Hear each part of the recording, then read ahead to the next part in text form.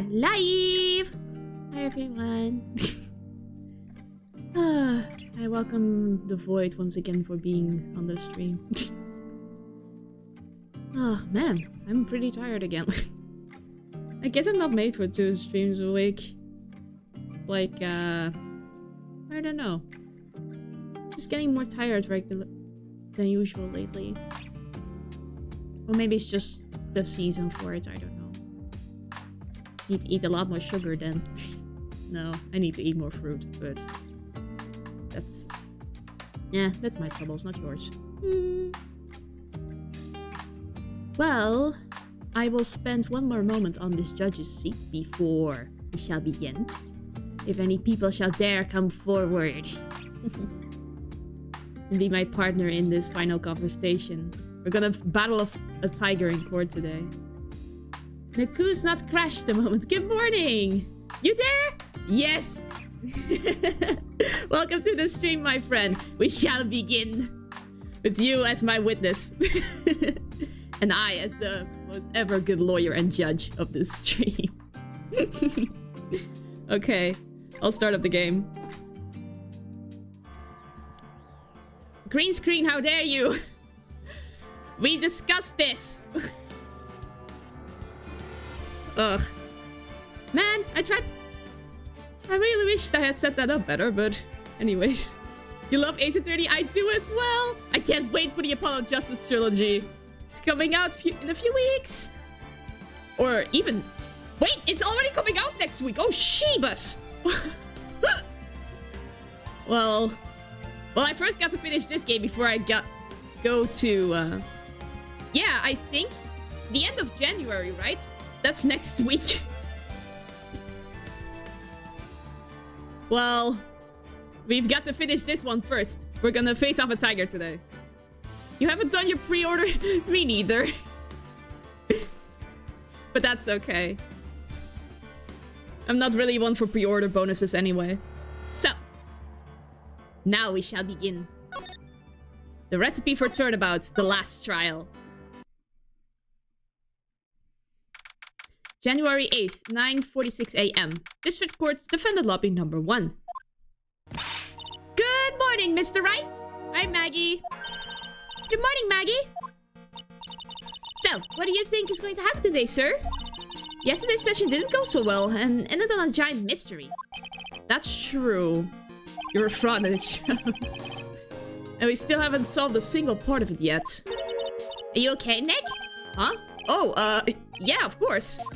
I saw that. That little flash of doubt in your eyes. No. That wasn't doubt. That was, determination. Why don't I believe you? Because it's Phoenix. It's nearly time, Maggie. You better get going to the defendant's seat. Roger, don't let me down, Mr. Wright. I'm counting on you. Hey, pal! Gumshoe, hello! Hey, Detective Gumshoe. Quit stressing Maggie out. She doesn't need that. Hey, I was trying to give her encouragement. How did you know she was stressed? I was watching through the doorway. Gumshoe, that's kind of stalkerish. Not gonna lie. Oh. You look like you lost the case already. Show a bit of confidence, will you, pal? I have a feeling he wanted to be in the room, but Maggie's still mad at him. Here, maybe this'll help. Oh, that bottle. Right. Huh? Have you taken up aromatherapy too? Not in a million years, pal. Don't tell me that you don't remember this thing. Come to think of it, that doesn't look like one of those aromatherapy bottles. This is a small bottle that turned up in Trebian's kitchen a couple days ago. Wow, look at all these little bottles. Oh, they're aromatherapy oils. He's got so many, they're overflowing onto the floor. Hey, wait a minute. There's one bottle that's different from all the others. Well, what do you know? And it doesn't have a label either. It doesn't smell. We finally got the analysis results back from the lab. So, what is it? Is it a poison? I'm afraid not, pal. It's medication. Medication? Yeah, for ears. Topical use only, apparently. Wait, why was that in the bottle? For ears? You mean... Yeah, it's the medication Glen Elk was using for its ruptured eardrum. What was Glen Elk's ear medicine doing in the kitchen? Anyways, my parents need my assistance shoveling out the driveway. Yeah, no problem.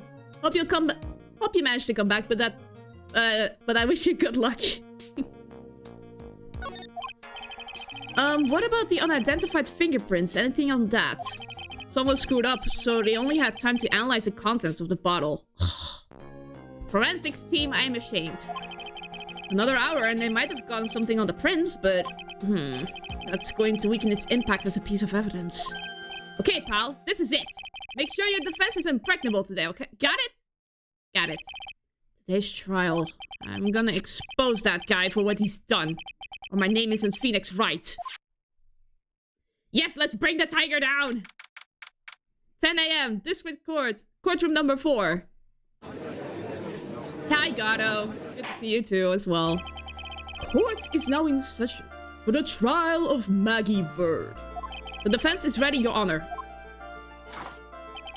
Ready and waiting as always, Your Honor. Very good. Then we'll get on the way at once. Yesterday we heard the testimony of Mr. Victor Kudo. He claims to have witnessed the defendant putting a powder into the victim's coffee. However, the witness's testimony was plagued with a number of problems. The mark on the rim of the cup shows that the victim drank from it with his right hand. But according to the old man's testimony, he picked it up with his left hand. Thank you, Mr. Gatto. Furthermore, according to the witness's account, the victim was listening to the radio with an earpiece in his left ear. Yet, the victim's left eardrum was ruptured, which made him effectively deaf in that ear. It's amazing how many contradictions a single case can have, huh, Nick? It does. Or just one man's claim. Ha! Allow me to enlighten you, Your Honor. The world, you see, keeps turning, and we must turn with it. You've lost me already, Mr. God! Yeah, he's lost me as well! Don't let the mysteries of yesterday mystify you today. Only losers think like that. You've got to change with the times. That's one of my rules. Are you implying that you've resolved these contradictions? You know the answers to these riddles. The old guy was just throwing seed in here. He was throwing off scent. Ah, so he was lying. And today, I'll prove it. Okay, challenge accepted. Very well, let the first witness take the stand. Oh, no, not him! And you are. Oh, bonjour, everyone! I am Jean Armstrong, the owner and head chef of the Tribulations restaurant. Enchanté! Forgive me for asking witness, but are you a woman? No, I don't think so. Ooh la la, monsieur! As you can see, I am la père and perky gentleman, no? On the day of the incident, you were in Trebian's kitchen, isn't that right? With you, monsieur. What? Everything feels right. No! Throw coffee in his face, Gato, immediately! This is cup number 2. Throw it in his face. Ha. Wow, he's totally unfazed. Doesn't anything intimidate this guy? He has nerves of steel. Like his mask. Very well, your testimony, please, witness. Please tell the court what happened that day at Trebian. Oui, volontiers. Okay, what do you want to say? When it all happened, there were just 2 customers in my restaurant. I remember I was experimenting with some new art deco that day. Like having a large mirror between the tables, for example. Oui, perhaps that is what the old man was looking at. La cup, la earpiece, and la glasses. He would have seen everything in reverse, no? Wait. Huh? Mirror? Oui, un grand mirror. La most enormous mirror.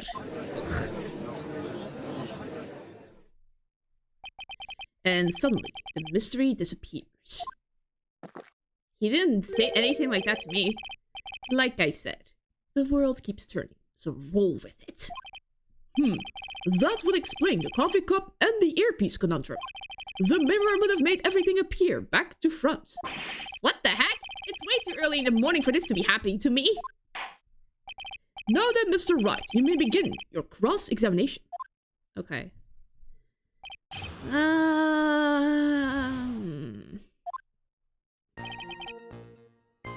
Okay. And who were the two customers exactly? Mais of course, la young man who died, and la other not-so-young man. You are referring to yesterday's witness, I presume. What about the other man Maggie says she saw at the table? Something tells me Mr. Armstrong isn't planning to disclose his existence. We need some hard evidence first before we can bring him up, don't we? Guess I'll just have to try a different approach for the time being. Okay. How big of a mirror are we talking about here?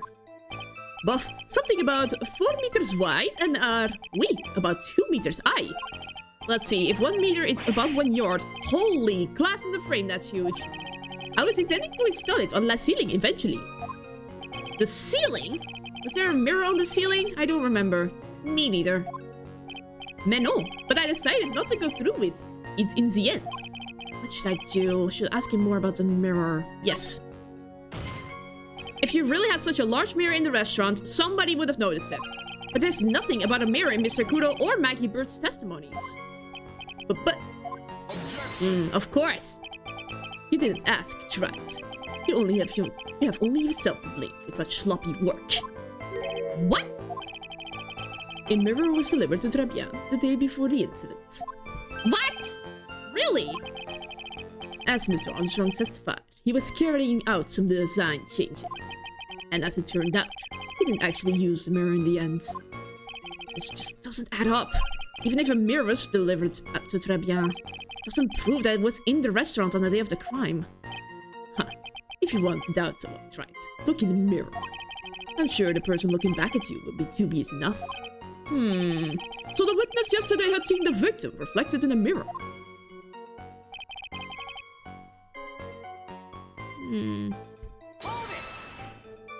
Normally, I'd expect people to know the difference between a reflection and a real object. Normally? How does normality come into this? That's lame, right? Even for you. Huh? Are you trying to say that if something isn't normal, it isn't possible? Is that it? Where does that leave the procure-headed lawyer? And the top-notch chick over there? And the ungodly cool guy with the mask over here? Well, right? What? Not the hair!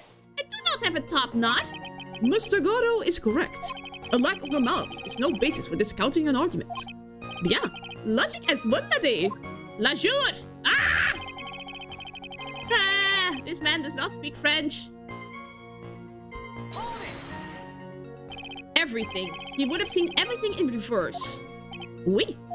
Hey, Nick, we should take a second think about what Old Man CD said in his testimony. How did he phrase it again? The boy was wearing the earpiece on the same side as the green lens of his specs. But we established that is impossible. No question. You can look me up if I'm wrong. It was his left ear, without a doubt. And then he used the same hand to pick up the cup. His left hand. If he saw everything he described reflected in a mirror, then everything he said he saw on the left was actually on the right, huh? But that isn't possible! That clears up all the problems with its testimony, I guess. Or does it? Huh. It's kinda hard to believe everything's the fault of a mirror, but... You think old CD saw everything through a reflection? If he did, it would explain all the contradictions in his testimony. That just makes the situation worse for Maggie. There's gotta be something in that old man's testimony. We've gotta dig deeper.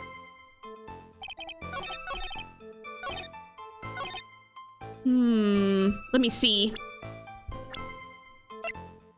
Or an HMD over the left eye. Left eardrum was ruptured.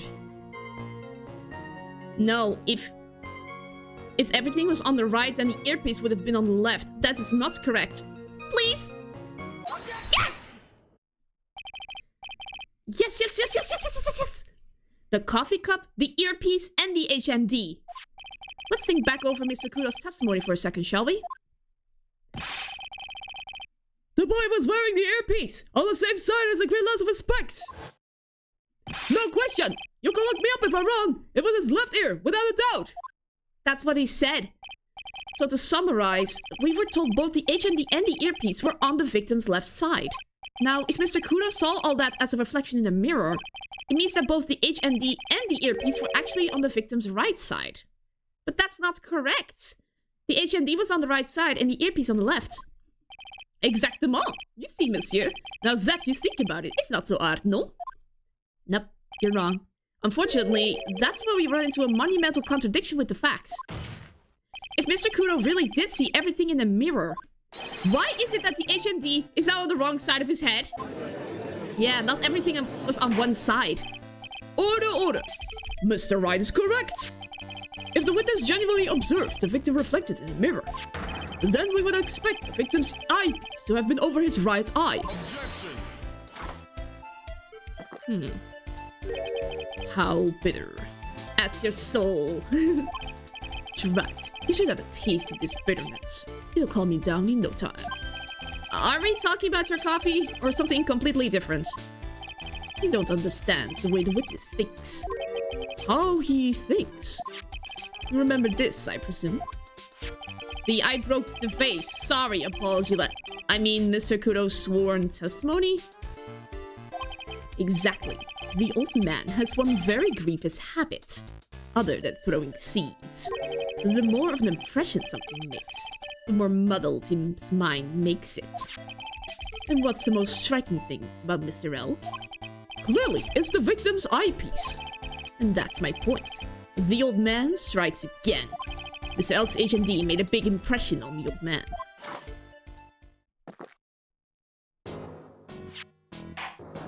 I saw the earpiece and those newfangled spectacles he was wearing. Oh yes, they were both on his left ear, do you hear? His left ear! Well tried. Ugh. That's the worst but best impression of Kudo ever. I tried to do it in a Gato voice as much as I could. Wow, I really thought he was all seedy for a minute there. Gato's good. Enough. I must agree that yesterday's witness was irresponsibly rash in much of his testimony. Bad luck, Nick. Looks like the boil of a contradiction you found is just a rash. A mirror can be beaten by a handful of seeds, nor can it lie. So, what exactly was the old man looking at? Fill us in, Mr. Armstrong. Go on, tell the court. We're all ears. Wait, I can explain.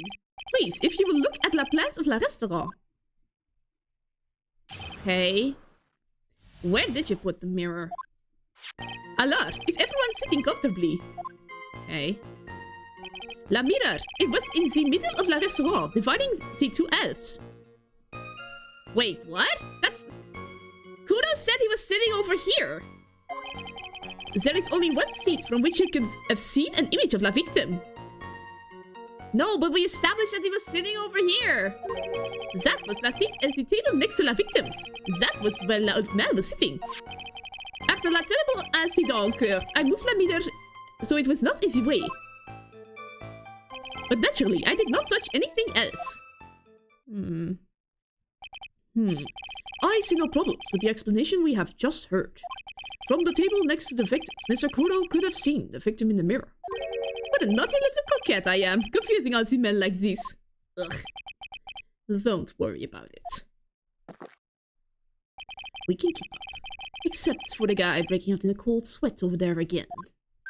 Ugh, I hate that guy. You said you didn't touch anything else apart from the mirror. Are you quite sure about that?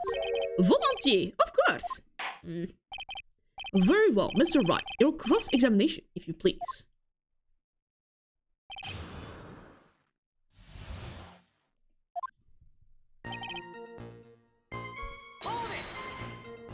So, run this by me again. The mirror was here, correct? Oui, really? Because I know if I were you, I wouldn't have put a mirror there. It would be in the way. Objection. Look who's talking, right? Huh? You're obstructing my view. among other things. But this is my seat in the courtroom! Trebian's charm is that it gives you the impression that you're the only customer. Temporarily placing a mirror in that spot will be hardly in the way. Unlike you, Trat. I tell you, monsieur, mirror was there, in the middle of la restaurant.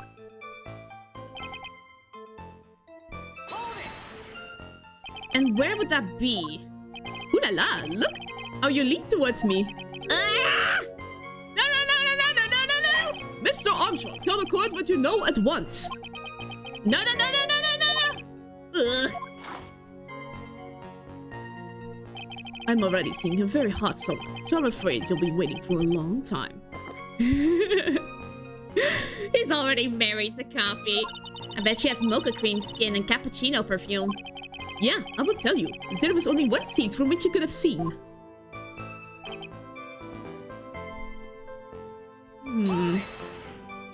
So why can you only see the victim from that particular seat? Mais monsieur, it is obvious, no? If you look at la plans, you will understand. La victim will have been reflected in la mirror like so. If you were sitting at la table next to him, you would see everything, no? So that's the seat old seat he was sitting on that day. But when the poisoning happened, the old man was sitting at the table next to the victim? Why does that seem kind of odd? Wait. Okay. What is odd about that?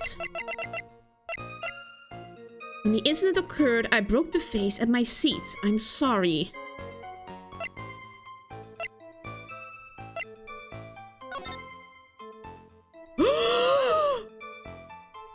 Oh my gosh! The vase isn't broken! It's this!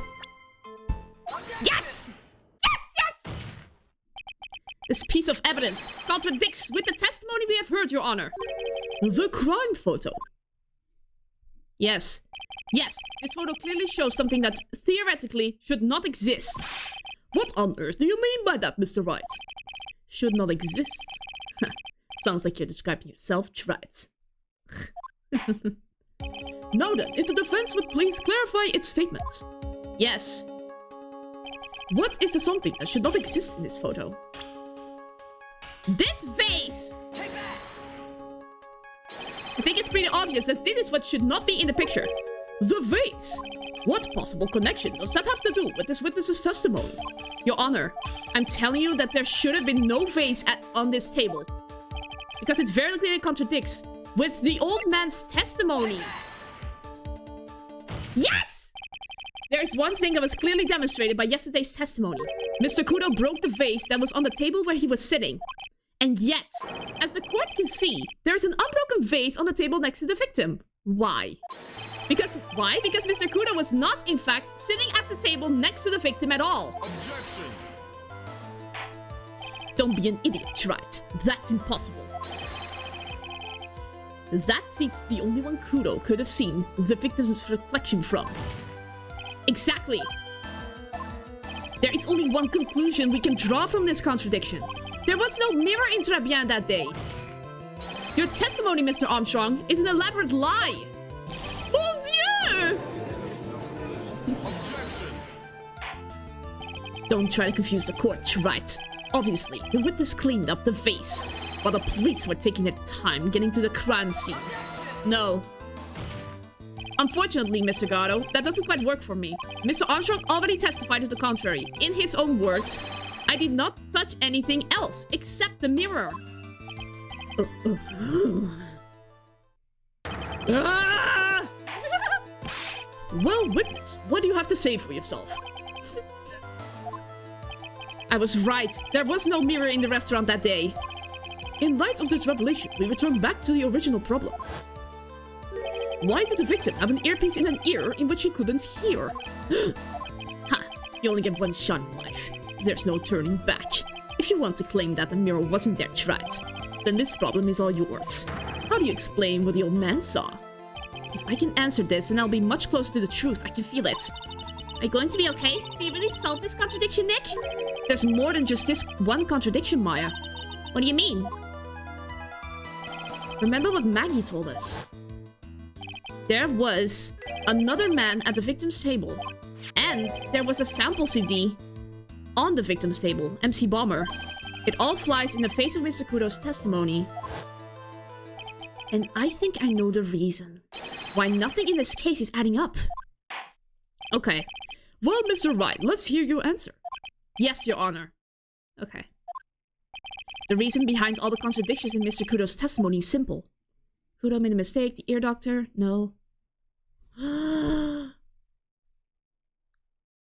victim was a phony? This case is riddled with contradictions. Yet there is one very simple answer that clears them all up. And what is that?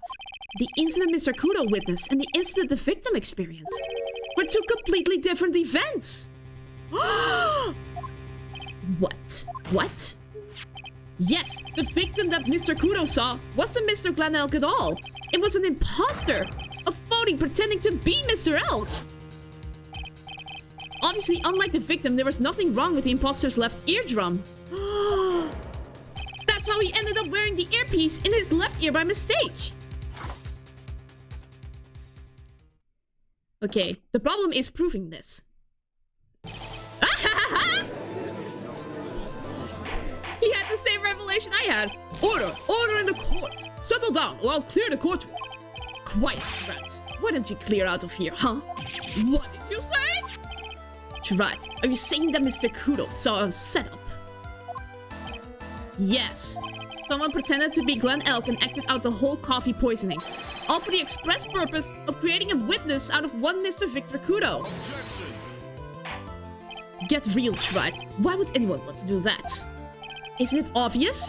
The thing Mr. Kudo was most insistent about in his testimony was... The serving girl brought him a Javachino. I should put something in it. That's the serving girl, right there in the defendant's chair. I remember her well. It's so hard to believe, but... There was one and only one reason to show Mr. Kudo this fake poisoning. To show Maggie Bird in the act of poisoning the coffee. Objection. Are you insinuating that the witness in the old man's story was a fake as well? It's true that there were no other customers in the restaurant at the time, but... It's also true that the chef was there. He would have noticed what was happening. That's right. Well, witness.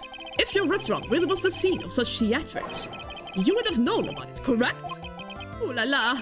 This is most difficult for me. It isn't. Just admit it.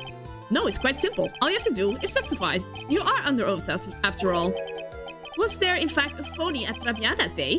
The defense demands that Mr. Armstrong tell the whole truth about what happened. The defense's request for additional testimony is accepted. You will accurately explain, in detail, the events in the restaurant that day. We...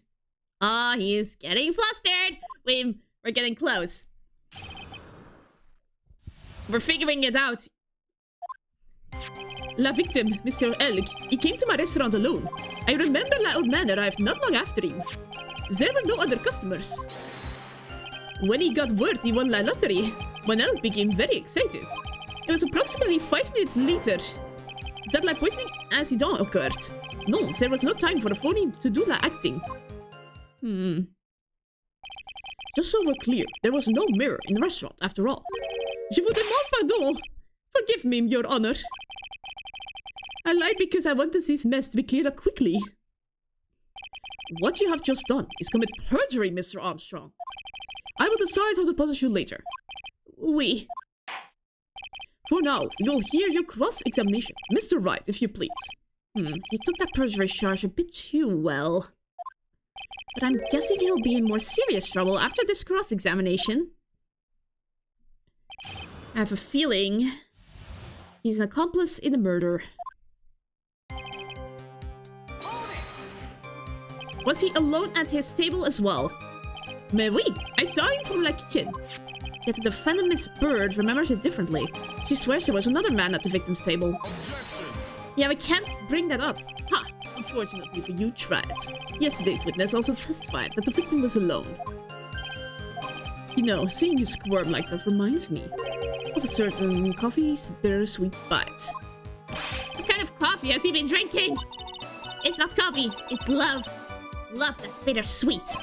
Hearing Maya say that makes her seem wise all of a sudden.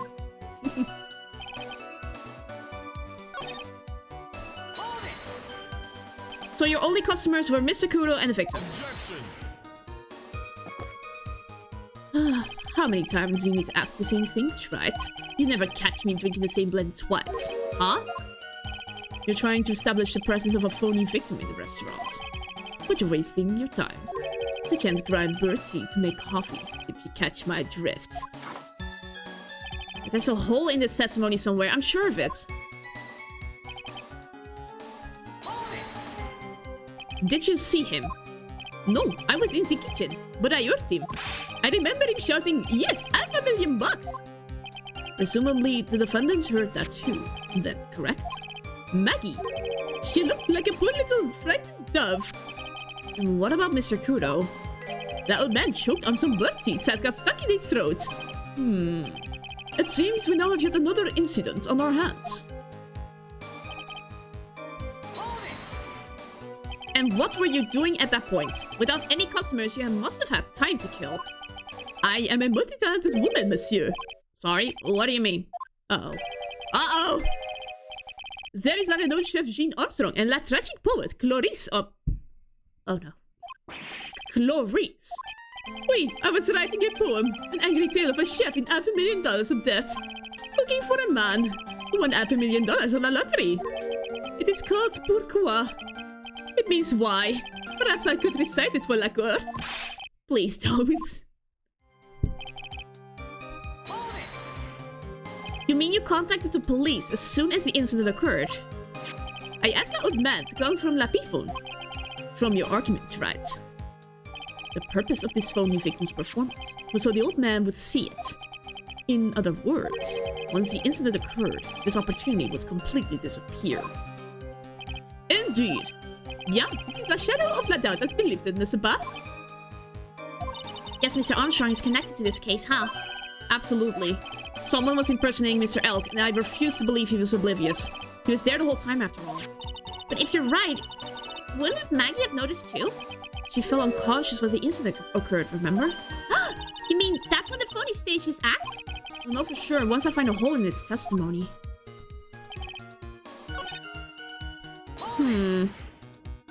By old man, you mean Mr. Victor Kudo, correct?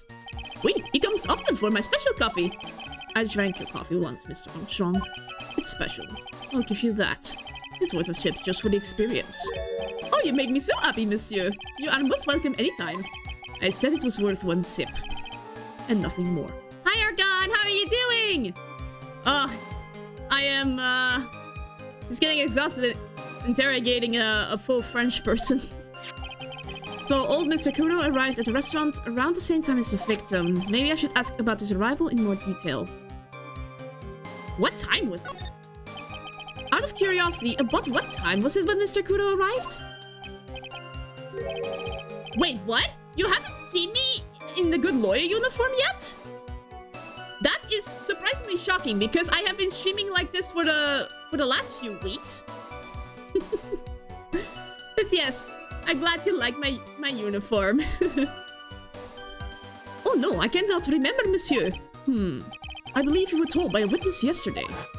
Kamshu, the crime was reported at 2:55 p.m. A kind of scary old man, sir.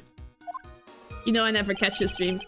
True, but I'm happy you get to see it now, at least. Does that perhaps jog your memory, witness? L'incident happened at about 20 minutes after he arrived. So the victim must have arrived between 2 p.m. and 2:10 p.m., no? Just after 2. Thank you for your help in jogging my memory, monsieur. You are wonderful. I can't sit here all the time and do nothing now, can I? The time of day will be added to the witness's testimony. Oui, monsieur judge. Everything I do it for you.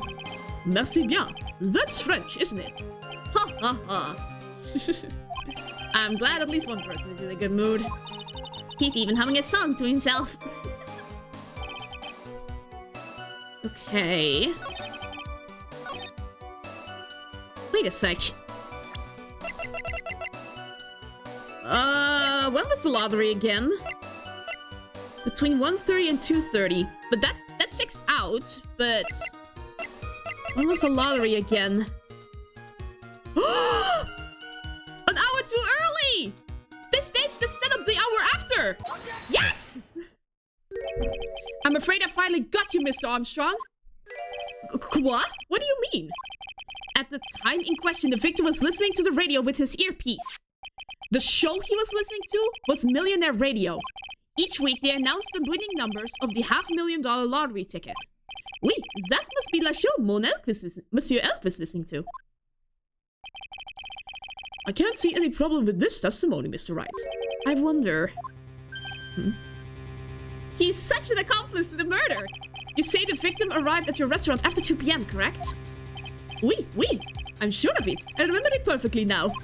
I know it was that time, because I had just finished serving the lunch menu. Get to the point, right, if you have one. That show is broadcast live at 1:30 p.m. and it claims to be the most thrilling 10 minutes of your life. It's on the air at 1:30. Now, supposedly, the victim made some noise when it was announced that he had won. Yes, he's stumbling. He knows he made a mistake. And yet, I don't believe his cry of joy could have occurred after 2 p.m. Because the show had already finished more than 30 minutes earlier by that point in time. No! This victim we've been told about has done nothing but the impossible. Listening to the radio with a ruptured eardrum. Catching a show that was already over. There's only one conclusion you can draw from these facts. This victim was an imposter. Acting out the poisoning 30 minutes after the real murder. Yes! Yes, there were 2 Glen Elks in Tribulations that day. The real Glen Elk, now dead, having been poisoned by the real killer. And the phony Glen Elk, acting out the events for Mr. Kudo to witness. It certainly seems that way. I mean, if that wasn't the case, how could you explain the time discrepancy? Ah, he's gonna explain it now. Quite a performance, Strat. You were almost on a roll. But sadly, you lack the rock-hard foundation of rhythm to build your song. Since when was he a rock star? What is this, music theory 101? Let's recap. According to your imaginative theory, it's now just after 2 p.m. The phony elk is performing a play for the benefit of Mr. Kudo. How do you explain, then, where the real Glen Elk is? I don't believe I have to spell this out for the court. However, at that time, the real Glen Elk was already dead. That's certainly the obvious conclusion. Thank you, Trat. That's exactly what I was hoping to say. What? Now, I presume you can prove this theory of yours. Could you explain where the missing corpse went to? The missing corpse? According to the old man's testimony, there was only one other customer there. If that customer was the phony Glen Elk, then where did the killer hide the body of the real victim? I have one suspicion, but I don't know if it's correct. The prosecution has a valid point, Mr. Wright. If your theory is to stand up to examination by the court, you must provide us with proof by answering the prosecution's question. Where did the killer hide the body? Yes, Your Honor. No conjecture, right? Let's hear some facts for once. Show the court a piece of evidence that proves where the body was hidden. Evidence? What's with the intense pressure in here all of a sudden? I thought I had him with that contradiction. But he's turned it all around and backed me into a corner instead. Well, Mr. Wright, the court will now hear the defense's theory and evidence. First, where was the body of the real Mr. Elk concealed? Inside Tribulations. It would have been too dangerous to take the body outside. Obviously, the body must have been hidden somewhere inside Tribulations. Interesting. But where could the body have been hidden inside a restaurant? The kitchen. Perhaps you would care to show the court these plans, Mr. Wright? Yes, Your Honor. The exact location where the body was concealed inside Tribulations is the kitchen. The body was hidden here. I see. Nice supposition. But the real question is, can you back it up? Where's the evidence that proves the body was hidden in that location? Well, I received one piece of evidence recently. Ah. Yes. Yes. It's this.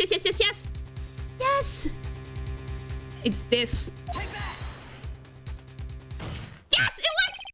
Mr. Armstrong, do you recognize this bottle? No. I have never seen that ugly bottle before in my life. I only use our very best bottles, monsieur. The highest quality only for me. Where was that bottle found, Mr. Wright? Interestingly enough, Interestingly enough, Your Honor, it was found in the kitchen of Tribulations. Eh? Quoi? But I only ever use these bottles for my aromatherapy oils. But this bottle doesn't contain aromatherapy oil, Mr. Armstrong. No, it contains a medication. What kind of medication? I'm sure everyone remembers, don't they? That Mr. Elk visited an otolaryngological clinic and was given medication that day. You can't be serious. The defense had the contents of the bottle analyzed, and I have the lab results here. The contents of the bottle match the prescription that was given to Mr. Elk. Yes! Elk's murderer hid the body in the restaurant kitchen, at which time this bottle fell out of the victim's pocket. Mr. Armstrong, when the incident occurred, didn't you say you were in the kitchen? Mon Dieu! Yes, you know what I'm about to say. It was you who hit the victim's body. You did a fine job pretending to defend my client, Maggie Bird. However, you were setting her up to take the fall behind the poor girl's back. No! Wee! Order! This is an extraordinary development. Witness, did you murder Mr. Glenn Elk? Never! I did not do such an honorable thing! What? No! What? That was Gato! I thought that was Armstrong! No! He was so shocked he spoke French for a second. Mr. Gato. The bitterness. Every time I get lied to, I always down a mug of coffee. That's one of my rules. Do you have the slightest idea how many cups you've had by now? Then I like to do the same to the person who lied to me. I like to take them down with my empty cup. Listen up, chef. How about a brand new flavor in your ear? My age-deficient friend. Pardon, please, you must hear me out. It is a trap. Listen to me. Por favor. Por favor? That's Spanish. Yo hablo español, Mr. Armstrong, and por favor is Spanish. Huh? I'm only going to ask you once. Did you do it? No! No! Absolutely no! Please hear it. Let's hear it. You've got one shot. Right, Gramps. Witness, the court will permit you the chance to make one final statement. If you lie under oath again, Mr. Gato's coffee mug awaits you. As does my gavel. Oui, it is clear. What do they always say in movies? I've got a bad feeling about this. Very well. Begin your final testimony, Mr. Armstrong. Okay. It is true. I hid my body in the kitchen. A man forced me to do it. I had no choice. I had to go along with him because there was a reason why I could not refuse. But I did not kill him. I swear it. You must believe me. But what was the reason? I know what the reason is. You were forced. By who? I cannot say, or I will be erased. Let's try a different question then. When Mr. Elk died, was he really the only person at his table? There was another man. Yes, there was another man. I knew it. Maggie was telling the truth. You may cross-examine the witness now, Mr. Wright. There's just one more thing I need to do. I gotta break this guy and get him to tell us the name of the real killer. Yes, we gotta bring the tiger into this room.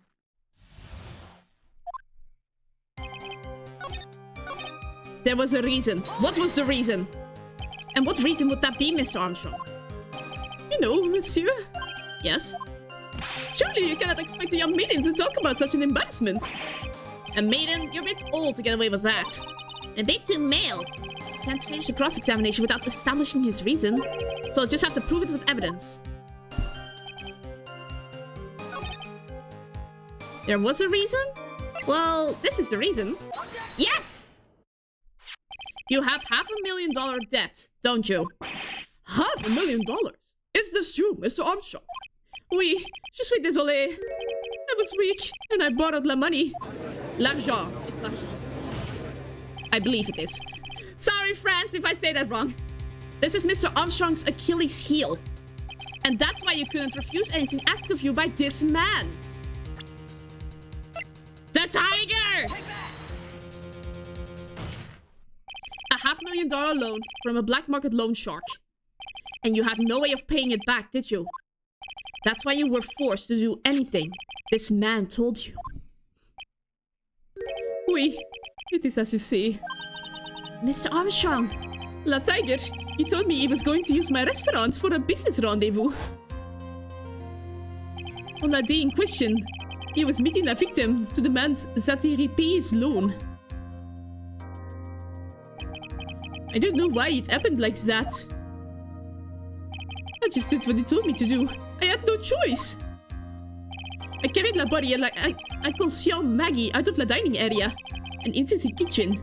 After that, I just tried to forget what I had seen. I think we can now safely say that the man who forced your hand was Mr. Furio Tigre. I do have one further question for you, Mr. Armstrong. The poison and the lottery ticket that were found in the defendant's apron pockets. Was that your doing as well? No! I knew nothing about that! Making it look like it was Maggie who had done it. I was not. It is despicable! Mr. Gatto, you will summon this Furio Tigre as a witness. I doubt that can be arranged today, so we will adjourn for now. Proceedings will continue tomorrow. No, that's not the case. 30 minutes. What? The trial will go on. I'll see to it myself. I need half an hour to get that guy on the stand. Not a minute more. How the... Don't sit back and relax yet, right? No one knows if that chef is really telling the truth or not. This trial can still go either way. Very well. Your request is granted, Mr. Gatto. We will resume once Mr. Tigre is ready to take the stand. Until then, court is adjourned for a 30-minute recess. To be continued. Okay. Good first interrogation. Good job, team. Let's save. Now we're gonna fight the real challenge. January 8th, 1:21 p.m. District Court Defendant Lobby number 1.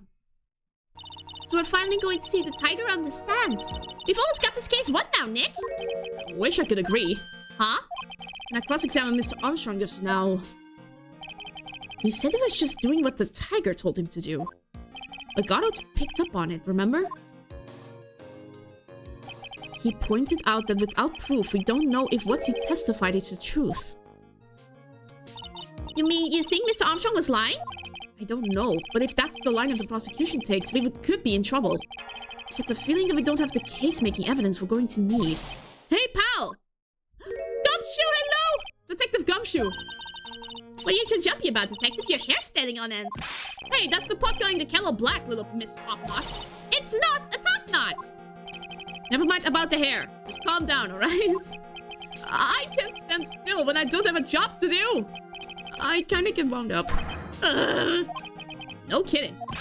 You gotta have something you need me to do, pal. Anything. Well, hey, I'm going to take a jog back down to the precinct.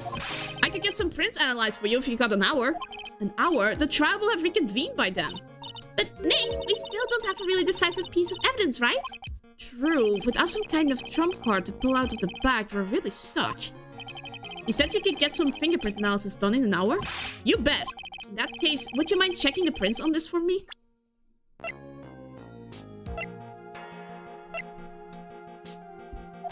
There were still some unidentified prints. If you're going back to the station anyway, could you find out whose prints are on this? Oh, hey, that's the small bottle I gave back to you this morning, right? Yeah, I think it's time we solve the last mystery of who these prints only belong to. Sure thing, pal. Actually, that's been gnawing at me too. Yes, I'm smart. Okay, I'll get this up to the lab right away. Just make sure you don't lose the case before I get back. I won't. This is pretty much the final showdown, I guess. It's time to separate the phonies from the real guys.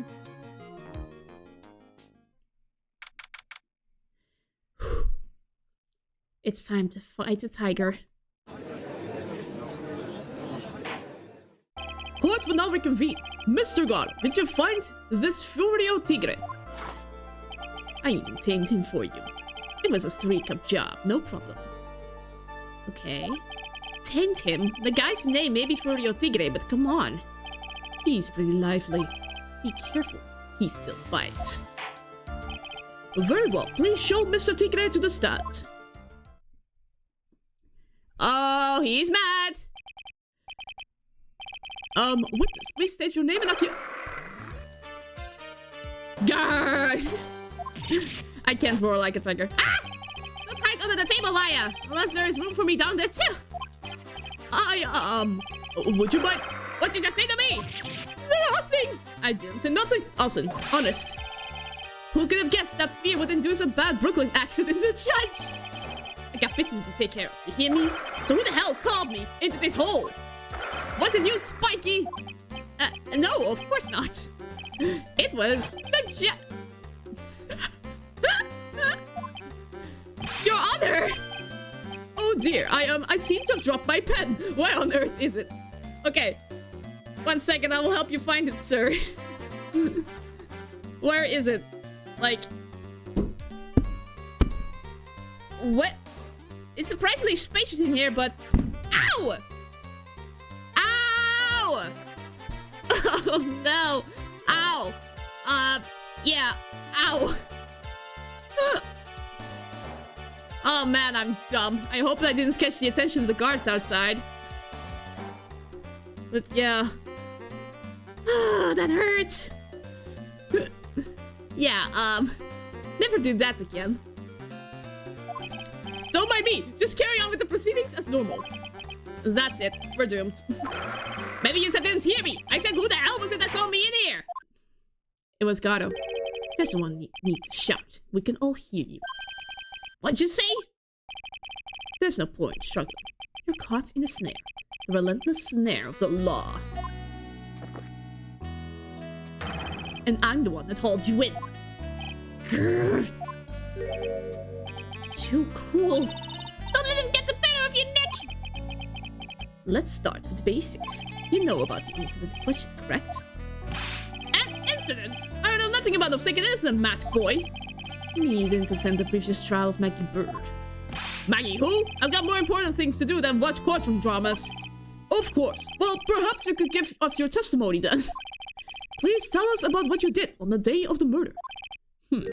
Phoenix Wright. You're the one who set this up, didn't you? You're gonna regret the day you ruffled a tiger's fur. Hear what I'm saying?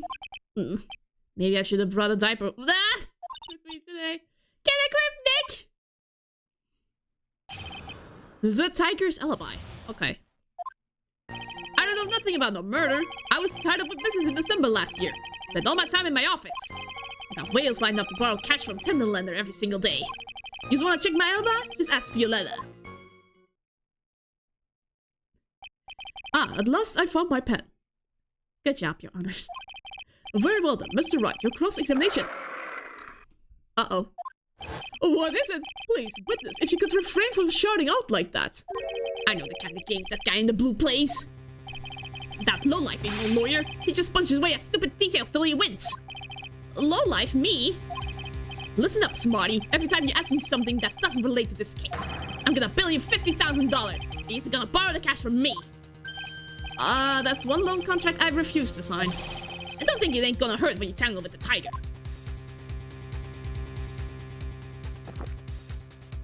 Ha! I love good spectator sports. Just a minute! That's really not...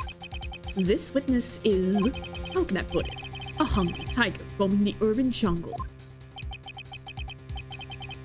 Get on his bad side and he'll bite everyone's head off. Yours too. Very well. I have no choice but to impose a penalty system here. What? You better be listening. I said I got business to take care of. Big business. If I don't split now, I ain't gonna catch my bus. The court will impose a penalty for any irrelevant pressing of witness testimony. I can't press? Or not pressing altogether, but not on every statement. Oh no! Keep that in mind as you begin your cross-examination, Mr. Wright. Yes, Your Honor. You can do it, Nick! Come out from under there already, would you, Maya? Why did he call Nick spiky hair earlier when they have the same hairstyle? Because clearly clearly he does the hairstyle better than him. So don't press that. I was tied up with business in December. This is a good one to press. Hopefully. Are you sure about that? We're talking about 1 month ago, you know? You see these teeth? That's how sharp my secretary is. Sharp. Is he talking about Viola Cadaverini? She writes everything in my scheduler. December, mainly in the office. That's what it says, so that's where I was. Mainly? That seems like a rather, sketchy schedule. There he goes again. What the tiger did all December isn't the issue. What's important is what he was doing on the day of the murder. Well, sacrifice a life point! I have a full bar. Mr. Tigre, what do you want? If you wouldn't mind going in a bit more detail? Dang it! This is a dead end, right? And you know it. Remember the rules. No. No, it's essential that we establish the witness's alibi accurately. I agree. Yes! The victim was killed on December 3rd. Were you in the office that day too? Maybe you said listen. Maybe you said listening. Of course I was. I never set foot outside. I had meetings all day with a bunch of cats wanting to do business with me. I had never seen that young kid before. I do believe the witness's last statement was important. I agree. Mr. Gardo, if you could, please. Mr. Tigre, the court asked you to add last... The court asked you to add last statement to your testimony. Don't let an animal beat you. Be a man, Your Honor, and ask him yourself. I never saw that kid before. But there's one calendar that begs to differ. Yes! Mr. Tigre, you claim you didn't know Mr. Glen Elk. But it appears that Mr. Elk knew you. What? Mr. Elk left this little note on his calendar. Meet with the tiger. And the date? December 3rd. December 3rd? That's the day of the murder! So, Mr. Tiger, I submit that you did indeed know one Mr. Glen Elk. Because on the very day of the incident, you met with him. Oh, he's pissed now.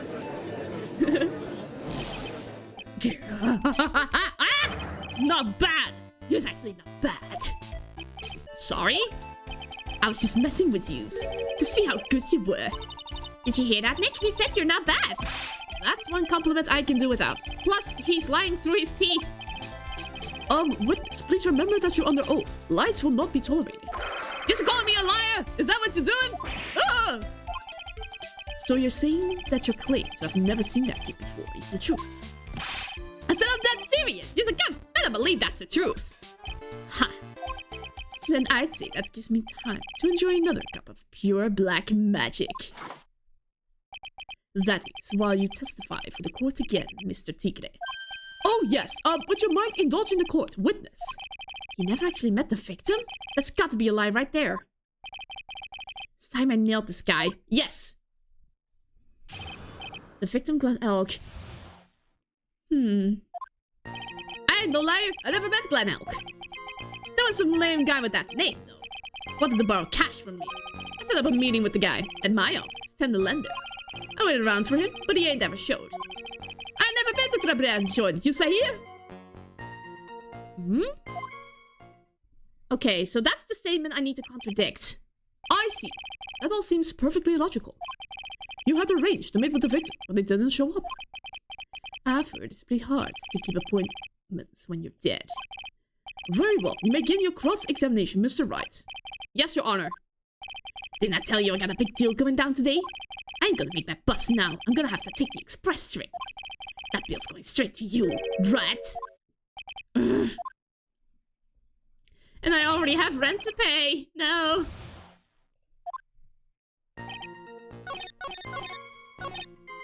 That's the one I need to contradict. But what's the evidence? That doesn't prove anything.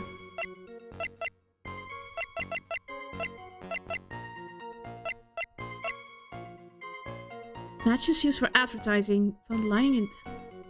That's it! That's the one! Yes! Mr. Tigre, is there something you'd like to tell the court about these matches? Matches? What are you talking about? We found them in your office at Tenderlander. They're from that restaurant. What?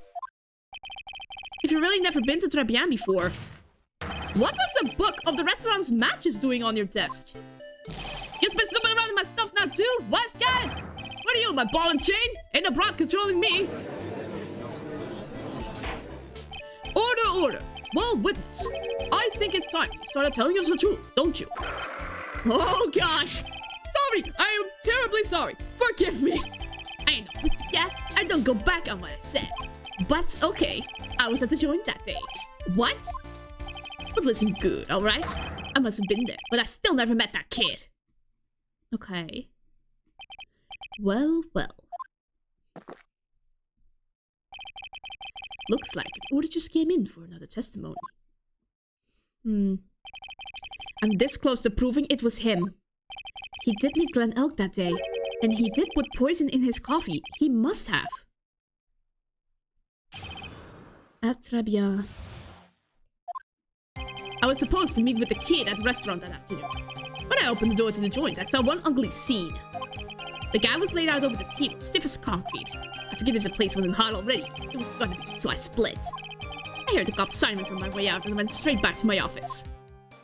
Okay. I see. You didn't actually meet with him in the end, then. Well, Mr. Wright, your cross-examination, please. Yes, Your Honor. Hold it. If I wait around here any longer, I ain't gonna make the Noble Express. No more stupid questions. Okay, no more pressing. I need to do it with this. Ha, no problem. Anytime Tribe presses you on something irrelevant, I'll see he pays a penalty. Mr. Gordo, that's my job. Your job is to slam that little hammer of yours and call it guilty verdict. So do it. Yes, sir. A special expressing cheap right. Just so you know since you're pacing. Oh man, does the rule of law mean anything around here? Okay, so there must be a way to contradict this without pressing. Okay, yes. The guy was laid out over the table stiff as concrete. Wait. He said that like when he saw... The moment he opened the door, he saw the murder. Is that possible?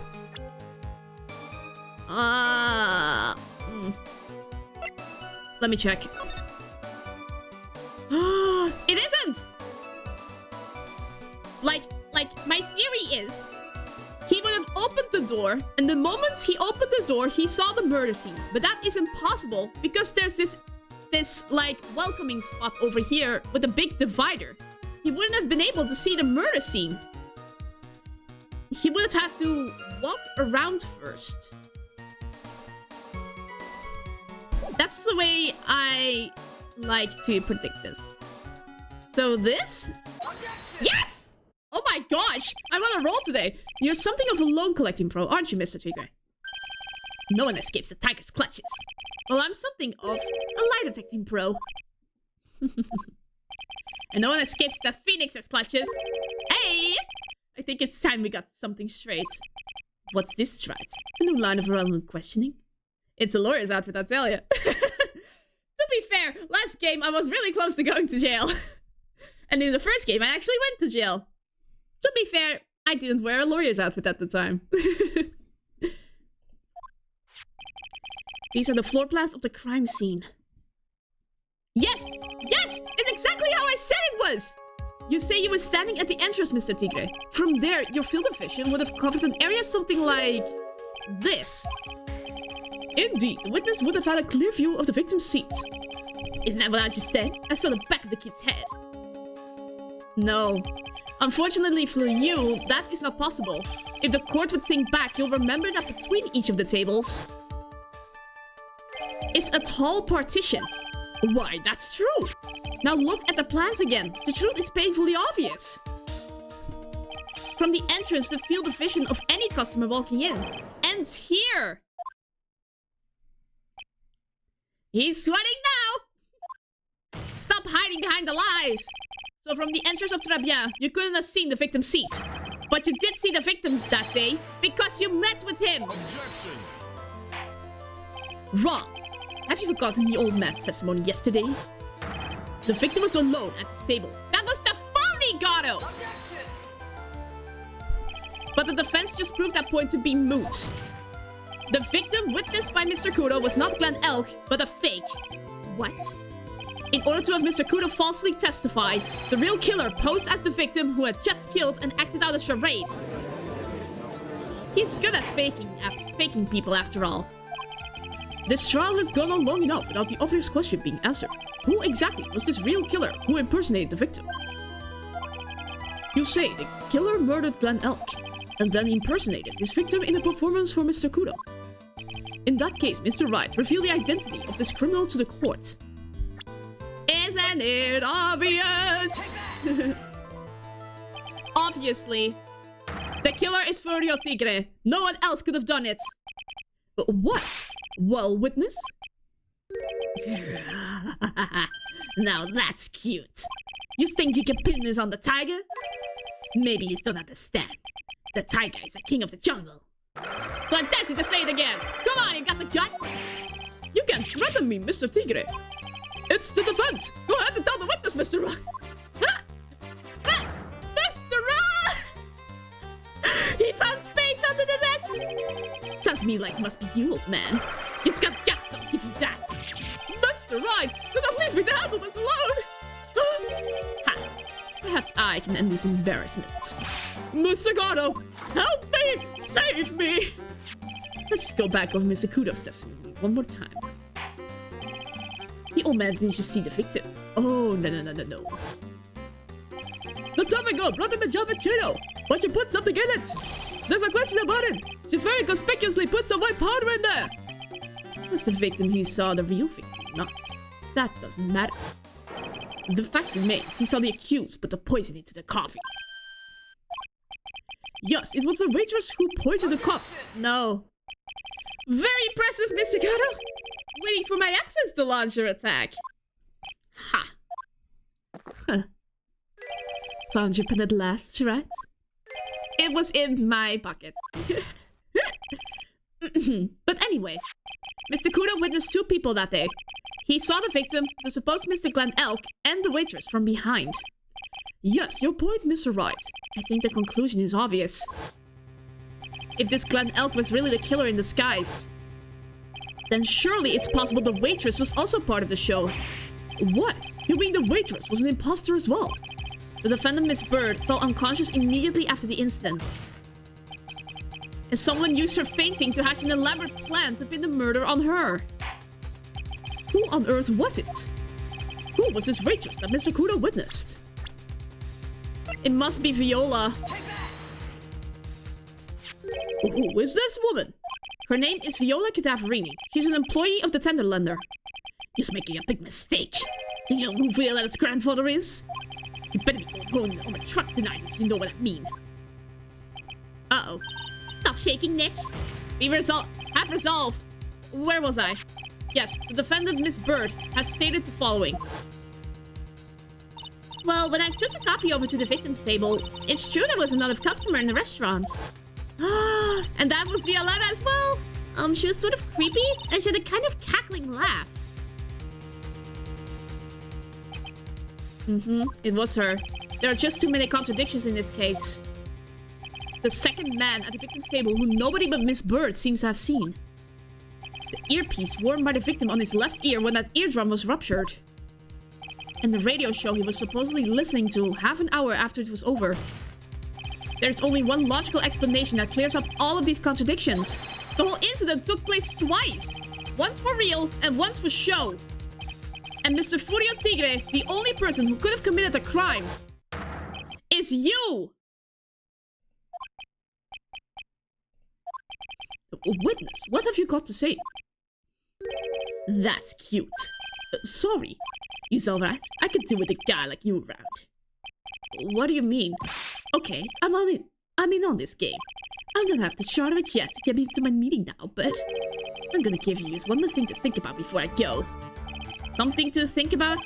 He's got it all wrapped up nice, alright. But just missed out on one really important thing. But that can't be. I was in the joint that day, and I met that kid too. But I couldn't have pointed him. You see here? What? Do you really expect us to believe you now, Mr. Tigre? Ha! What a troublemaker. A troublemaker? Looks like we're going to need another one for the road. Which one is this? One more steaming cup of hot testimony. Indeed. Witness, you will explain yourself to the court. I will give you one more chance to testify. What happened that day at Tribulations between yourself and the victim? Ties to the victim. Yeah, I loaned El cash, about $100,000. That day, we was due to have a little chat. The kid hated his big back date, see? So anyway, he tells me he's got no way to pay up. I'm about to flatten the guy, but he starts screaming. Yes, I won! $500,000! He got lucky, you know? Real lucky. If that waitress hadn't done what she'd done, everything would have been over.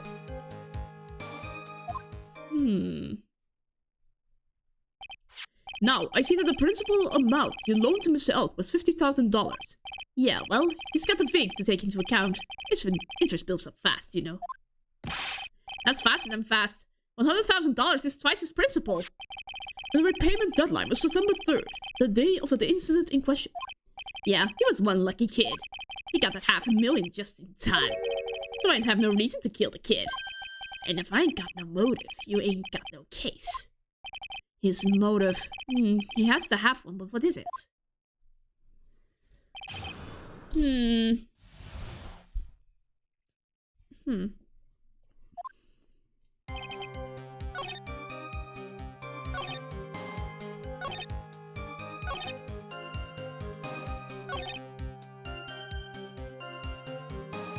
Huh?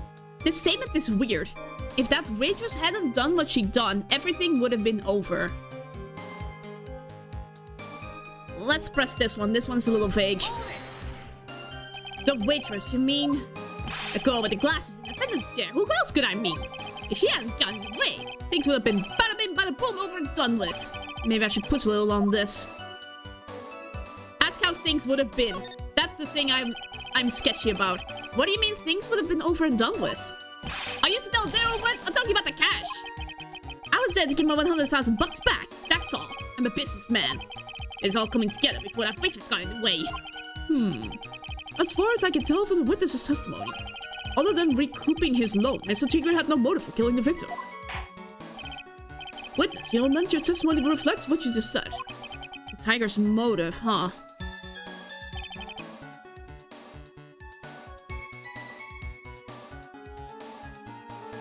Well, there was one thing missing. I think you were after the virus. Because it was potentially worth millions of dollars on the black market that he was experienced in. So I think he was after the virus. Yes! So you just intended to get back the $100,000 Mr. Elk owed you, correct? I loaned the guy the cash, so that's my right. Unfortunately for Mr. Elk, I don't believe the $100,000 is what you were really after. Objection! What are you getting at, Rat?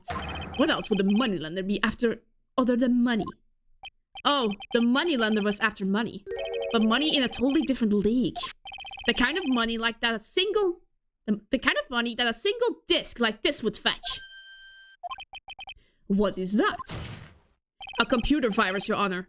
A virus called MC Bomber. A computer virus? What does one of those do? A computer virus is a program that wreaks havoc on the insides of a computer. A computer? What is one of those? Oh no, Your Honor, no. I guess the beard isn't the only part of his honor that is from the Stone Age. I'll explain it to you later, Your Honor. Right now, this is the important point. A virus like MC Bomber will be worth several $1 million on the black market. Several $1 million! Lending money with no hope of ever seeing repayments would normally be bad for business. But in this case, the very fact that Glen Elk had no way to repay the money is crucial. What? What? Glen Elk was a programmer, a highly skilled programmer. That skill was the collateral Mr. Elk put up in order to borrow the money. Objection! You're trying to suggest the witness's motive is to get hold of that program? Yes. Exactly. The witness may have poor fashion sense, but he's by no means an idiot, right? A man like him could have his hands on $1 million without resorting to murder. Of course he could, provided that he had time. But what if he had needed the money right then? When the pressure's on, the luxury of choice tends to disappear. It seems you have a logical conclusion for this theory, Mr. Wright. Would you care to share it with us? Why did Mr. Trigger need money to the tune of $1 million?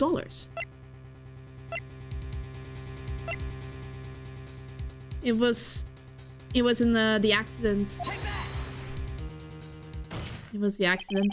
In December of last year, you found yourself in need of a huge amount of money. About 6 months ago, you were involved in a traffic accident, weren't you? An accident involving a car and a scooter, in which a young woman was injured. She was taken to the hospital where she underwent surgery. How much of this do you know? These medical papers document the treatment of the young woman in question. According to these, her operation cost $1 million. And yet when the payment was due last month, you somehow managed to pay it in full. $1 million? A preposterous sum. Someone should sue these HMOs! No one would pay a bill like that. If the medical association got wind of it, the hospital would end up as dead as a morgue. But Mr. Tigre had no choice but to pay, because his very life depended on it. Yes. Order! You say his life depended on it, Mr. Wright. Indeed it did, simply because the injured woman was none other than Viola Cadaverini. Did you say Cadaverini? Bruno Cadaverini, mob boss in charge of all underworld activities in the city, and doting grandfather to his precious Violetta, also known as Viola Cadaverini. Yes. Your life was in danger unless you paid compensation to the boss, correct? It makes sense. You were desperate to acquire the $1 million Bruno Cadaverini demanded of you. So desperate, in fact, that you decided to sacrifice Glen Elk's life to pay your debt.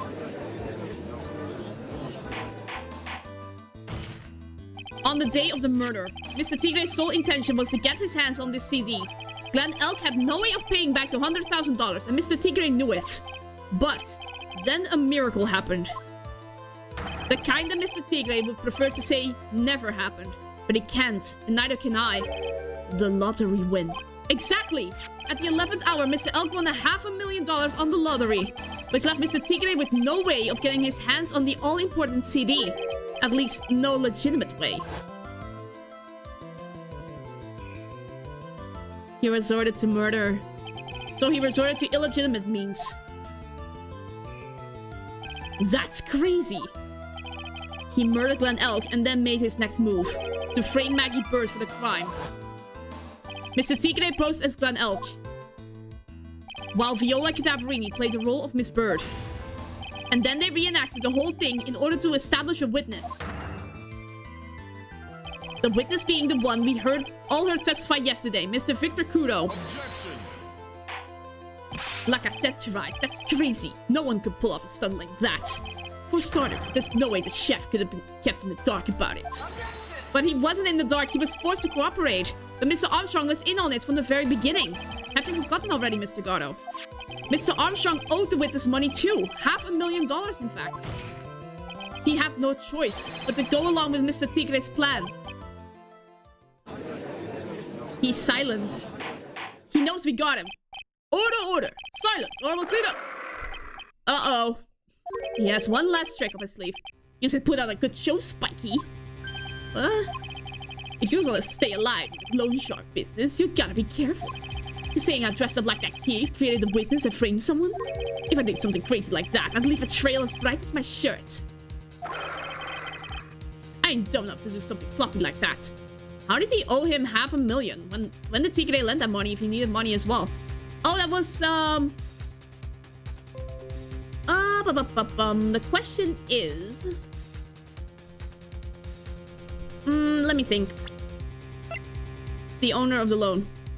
I think his explanation was that he just liked expensive things and just put himself in the red. Especially because his restaurant isn't doing well. So this was just established before the case. I agree. You do? Despite your appearance, you are very careful. That's why you took one more precaution. One more trick to make sure Miss Bird had no way out. What? Another one, Mr. Wright? Yes. Interesting. Why don't you fill us all in, right? What was this trick you say Mr. Tigre performed to frame the accused?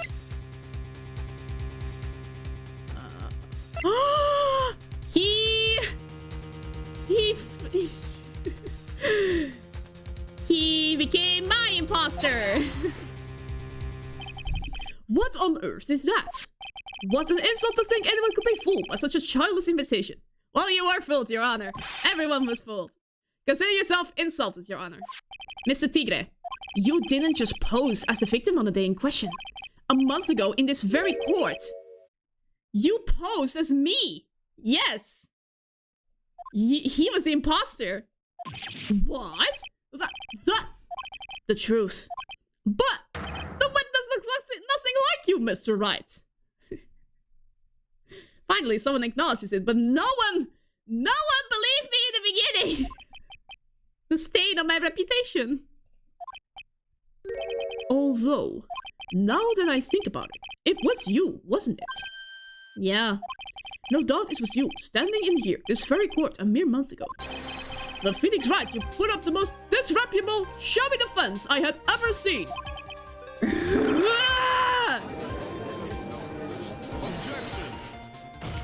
Can you prove that, Rats? Prove the attorney who represented the accused here a month ago was this man. Are you prepared to take the stand and testify that it was him? Hey. Forget about it, yeah? I wouldn't do something like that, not me. You made a mistake, right? It was someone else, huh? No, it wasn't. Have you no pride, sir? Objection. Yes, the tiger turned the kitten. He is losing. This isn't a matter of pride. In case you didn't know, right, here in court, we deal with people's lives. Mr. Gordo is right. Your Honor, speaking for myself, I am absolutely convinced. The attorney in question was the witness standing before me now. However, I preside over this court as the judge, with the vested power to hand down a verdict. Someone in my position cannot be swayed by a memory without evidence to support it. No! Dang it! If the defense has no further evidence, the court will now excuse the witness. The circumstances surrounding Mr. Tigre are dubious for sure, but not conclusive. But we've gone so far! You say he impersonated Glen L. You say he impersonated you. But none of that adds up to a murder charge. We don't have a shred of evidence that the witness poisoned the victim's coffee.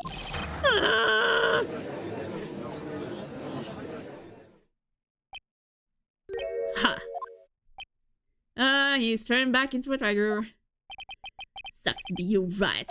Don't mess with the tiger, or you're gonna get mauled. You got that? All we managed to do here was chase him around a bit.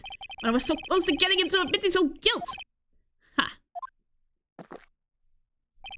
Looks like I won't be needing a refill.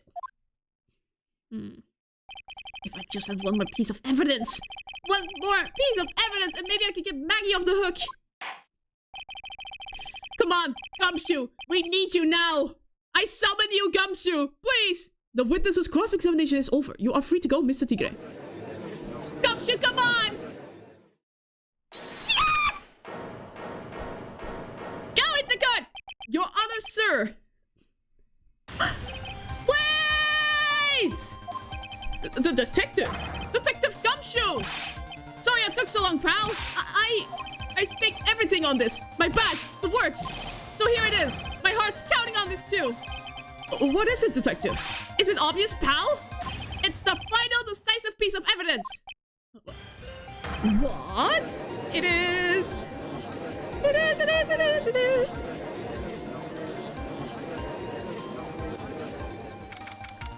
Oh, they're shocked. Shocked, I tell you.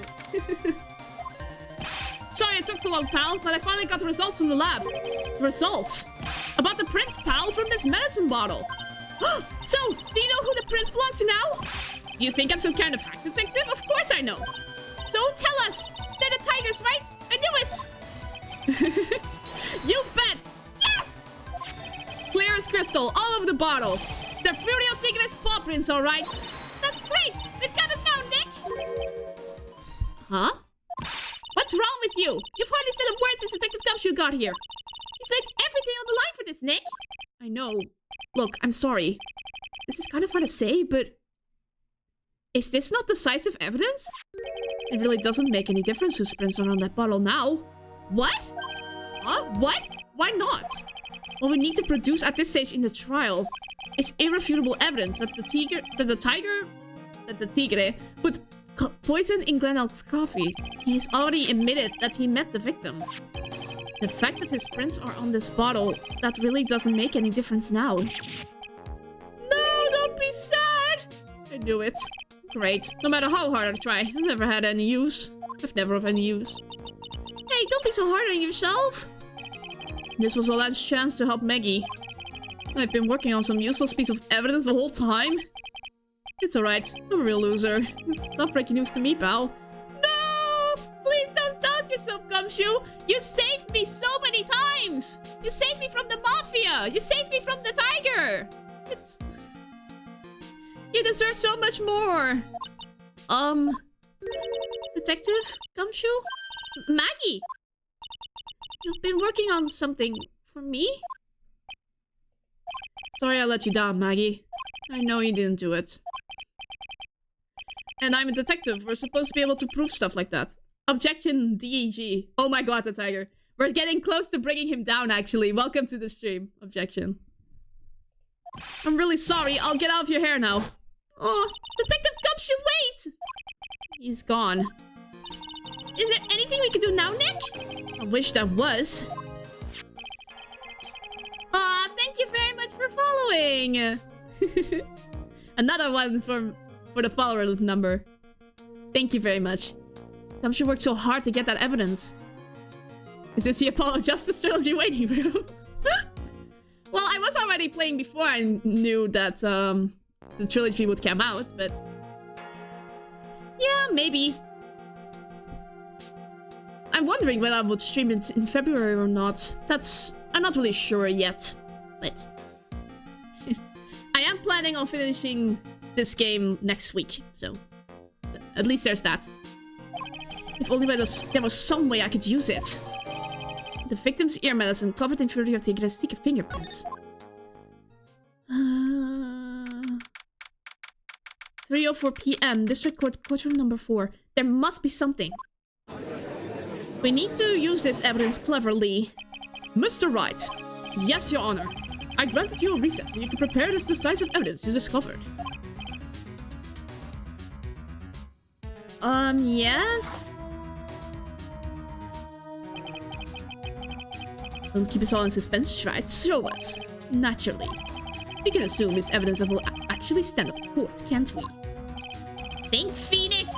All the Gumshoe's hard work go to waste! How much more of our time are you gonna waste? I haven't been to no court before, but these lawyers sure know how to blow things out of proportion. No doubt, given the nature of the evidence, it will speak for itself. Nevertheless, you will talk us through it, Mr. Wright. Well, I know I can't prove anything new with this evidence. I'm really backed into a corner here. But maybe if he thinks he's got me beat, he'll let his guard down a bit. Don't keep us waiting any longer, Mr. Wright. Present this final decisive piece of evidence to the court. Well, guess I've got no choice. Here we go. This is the defense's final piece of evidence. Isn't that the victims? Your Honor. Naturally, the court is already aware of the contents of this bottle. However, interesting new information has come to light. We have clearly identified some fingerprints on it. Fingerprints belonging to you, Mr. Tigre. What? But, Mr. Wright, what conclusion are you hoping to draw from this new information? Everyone in here knows what this bottle contains. Except one man. One person in this courtroom should theoretically be in the dark. My prints are on the pencil-looking bottle? Is that what you're saying? Well, what the hell is it in anyway? What the hell is in it anyway? Phony trial, phony lawyer, and phony clues. Everything about this case has been phony. Seems like the perfect excuse for some phony evidence. What? Are we doing something illegal here, Phoenix? Mr. Tigre, this is a decisive piece of evidence that will prove your guilt. Why? Because it contains... It contains the poison. This bottle contains potassium cyanide. Potassium cyanide? The poison used to murder Mr. Elk, Your Honor. The victim's killer used this very bottle. He knows that's a lie. He knows that's a lie. And on this bottle, Mr. Tigre, we found your fingerprints. Well, how do you explain that? Yeah, he knows we're lying. You made a good clown, you know that? What? You ain't never gonna get us to stick. You're just making me laugh now. You think a cheap bluff like that's gonna fool the tiger? A bluff? I can see straight through you, Phoenix Wright. That ain't the bottle with the cyanide in it. No. This is the bottle we found traces of the poison in. Don't mess with the tiger, or you're gonna get ripped to shreds. The cyanide bottle was brown and was made of glass. That cheap piece of trash? Don't look nothing like it. How would you have known what the bottle with the cyanide looks like? Huh? Wait, ladies and gentlemen, we've got him. Got him! At last! What? Why's everyone gone quiet? I said that bottle. Is this the bottle you're referring to? Yeah, that's it. That's the bottle the cyanide was in. But he's gonna find my prints on that bottle. It was at that moment. It was at this moment that he knew. He freaked up. He doesn't even know yet that he's freaked up. Don't let the cozy-looking suits fool you people. The lawyer's just playing games. Tell him, Mr. Prosecutor. Tell that guy where to go. You still haven't figured it out. Don't you realize what you just said? What I said? What did I just say? You were summoned to this court for the first time earlier today. If you really had nothing to do with the murder, you shouldn't have known all the little details. For instance, you shouldn't have known what kind of bottle the potassium cyanide was in. But just now, you slipped up in front of every single person in this courtroom. You described the exact bottle used by the killer to hold the poison. You just don't know who you're messing with. I'm the tiger. I control millions of dollars on the black market. You think I'm gonna let some jumped-up suit get a bite out of me? Sure, the last piece of evidence was phony. But that's just what you deserve. The phony trial with a phony lawyer. It was all played out by you, the biggest phony of all. Come on, break down. Yes! Yes! Ah, he's dead now. Whoa!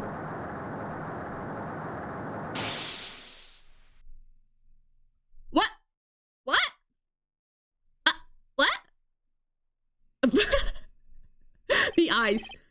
What's going on? It looks like a blackout. He went super sick. Oh my god, the visor! Well done, Trat. The lights are back on. Good. I saved my 17th cup of coffee just for you. Oh, seriously? Savor it. While you watch the police restrain your prey. I didn't even do anything wrong. Why did I serve hot coffee on my head? Mr. Wright, you caught a tiger by his toe. If this is one hollers, he won't be let go. Now then, how are things going with Mr. Tigre and Mr. Gatto? He's being arrested on suspicion of the murder of Glen Elk, Your Honor. Fortunately for us, we managed to rectify a very grave error. Miss Bird was found guilty in the absence of a genuine defense attorney. Yes, she was. And in the absence of genuine evidence. But the tiger made one mistake. Indeed. He very nearly got away with everything if it wasn't for that one slip of the tongue. Furio Tigre is a truly frightening criminal.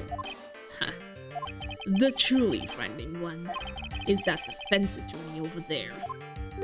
Gatto. Well, I am now in a position to deliver my verdict. This court finds the defendant Maggie Bird not guilty! Yay! Woohoo! My goodness, this was tiring. That is all. This court is adjourned. Yay, we did it! Maggie's free for the second time. Mr. Wright! I'm at a loss for words. Thank you, sir. Congratulations, Maggie. I was so mad when Mr. Wright landed me all in that trouble a month ago. And now I feel like I can forgive him. Hey, that wasn't me, Maggie. That was the tiger. Look, Nick, in the doorway! Gumshoe? Detective Gumshoe. Oh, guess I'll be heading off then. See you around, pal. No! Don't leave! Wait! Detective Gumshoe. Oh yeah. Congratulations, Maggie. Thanks. Awkward. Awkward. I knew you were innocent all along. Why didn't you say that in your testimony then? Huh? Oh, well, I was... Well, guess I'll be heading off then. See you around. No, don't leave! Wait up, detective. He just ran off. You have a chance to rectify this. Maggie, why are you being so hard on him? He busted his butt for you. It stinks to him that we got the medication bottle. That wasn't even of any use. But it's only because Mr. Wright uses it so cleverly. Detective Gumshoe was just running around in circles. Poor guy. Looks like she still isn't ready to forgive him. Did you put in a good word for him, Nick? Yeah, Maya's right. I should help Gumshoe out. It's clear he needs it. Maggie? You know, Detective Gumshoe's been really worried about you through all of this. I wanted to believe that, sir. But on that first day of the trial, he practically gave the judge a free pass to lock me up. He didn't have any choice, Maggie. He's a detective. He has to report the facts. He doubted me, that's why. He thought I might have done it. Got to prove to her that Gumshoe really cares about her. I know. I'll give her a little present to celebrate her freedom. I always had this in my inventory. Filled with stomach with love and plenty of weenies. Here you are. Present to celebrate your freedom. That's a present from Detective Gumshoe. Made with a ton of love. He said you lost weight and he was worried about you. Detective Gumshoe. I actually really like weenies, you know? And she was so hungry. Did you guys hear that? I'm pretty hungry myself, you know? Yeah, the trial dragged on a bit today, didn't it? Is it okay if I eat this now? Of course! It's for you after all! Oh! So, how is it, Maggie? It's really good. Aww. So the case of phony versus genuine comes to an end. The false allegations surrounding Maggie have all been cleared up. Aww. And who knows? Maybe a whole new chapter of her life is about to start. Aww.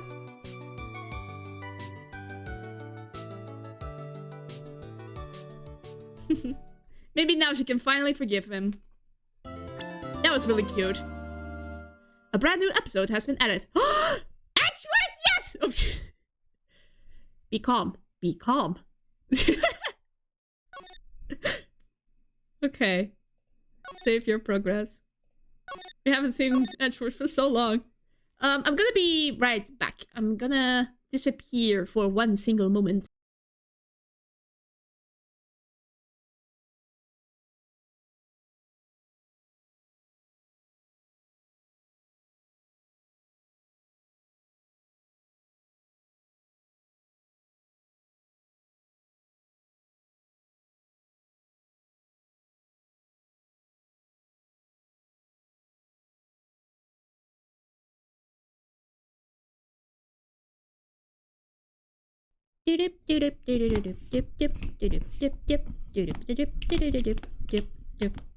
Okay. I'm still invisible. Okay. So, last stream I tried to make a protein shake, but the cap was solid shut, so I couldn't open it up. So, Now I shall shake the bottle, so... No, that's not the way you should say it. I managed to open the bottle this time, so I can make a protein shake, but I still have to shake it up, so prepare for some bartending ASMR.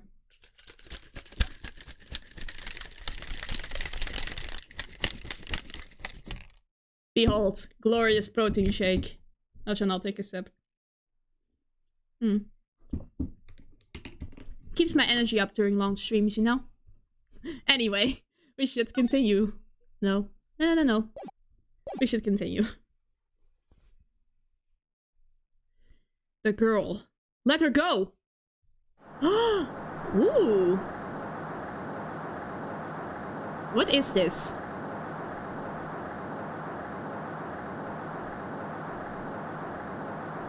Shut up! Come closer, and I kill her! Sorry, but you're not going to get the chance.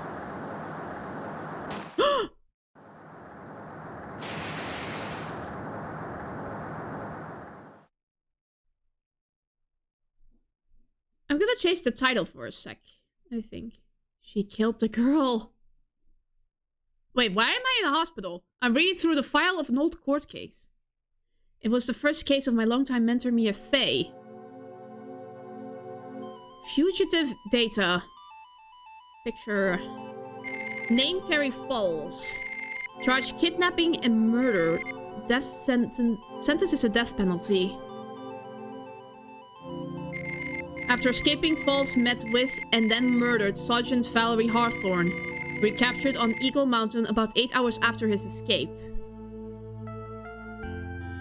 Your very first client was a death row inmate who had recently broken out of prison.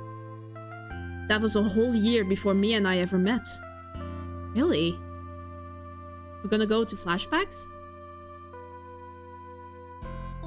6 years earlier, Mia Fey, first trial. I'm gonna change the title. We're not facing off against the tiger anymore. We're going back to the past.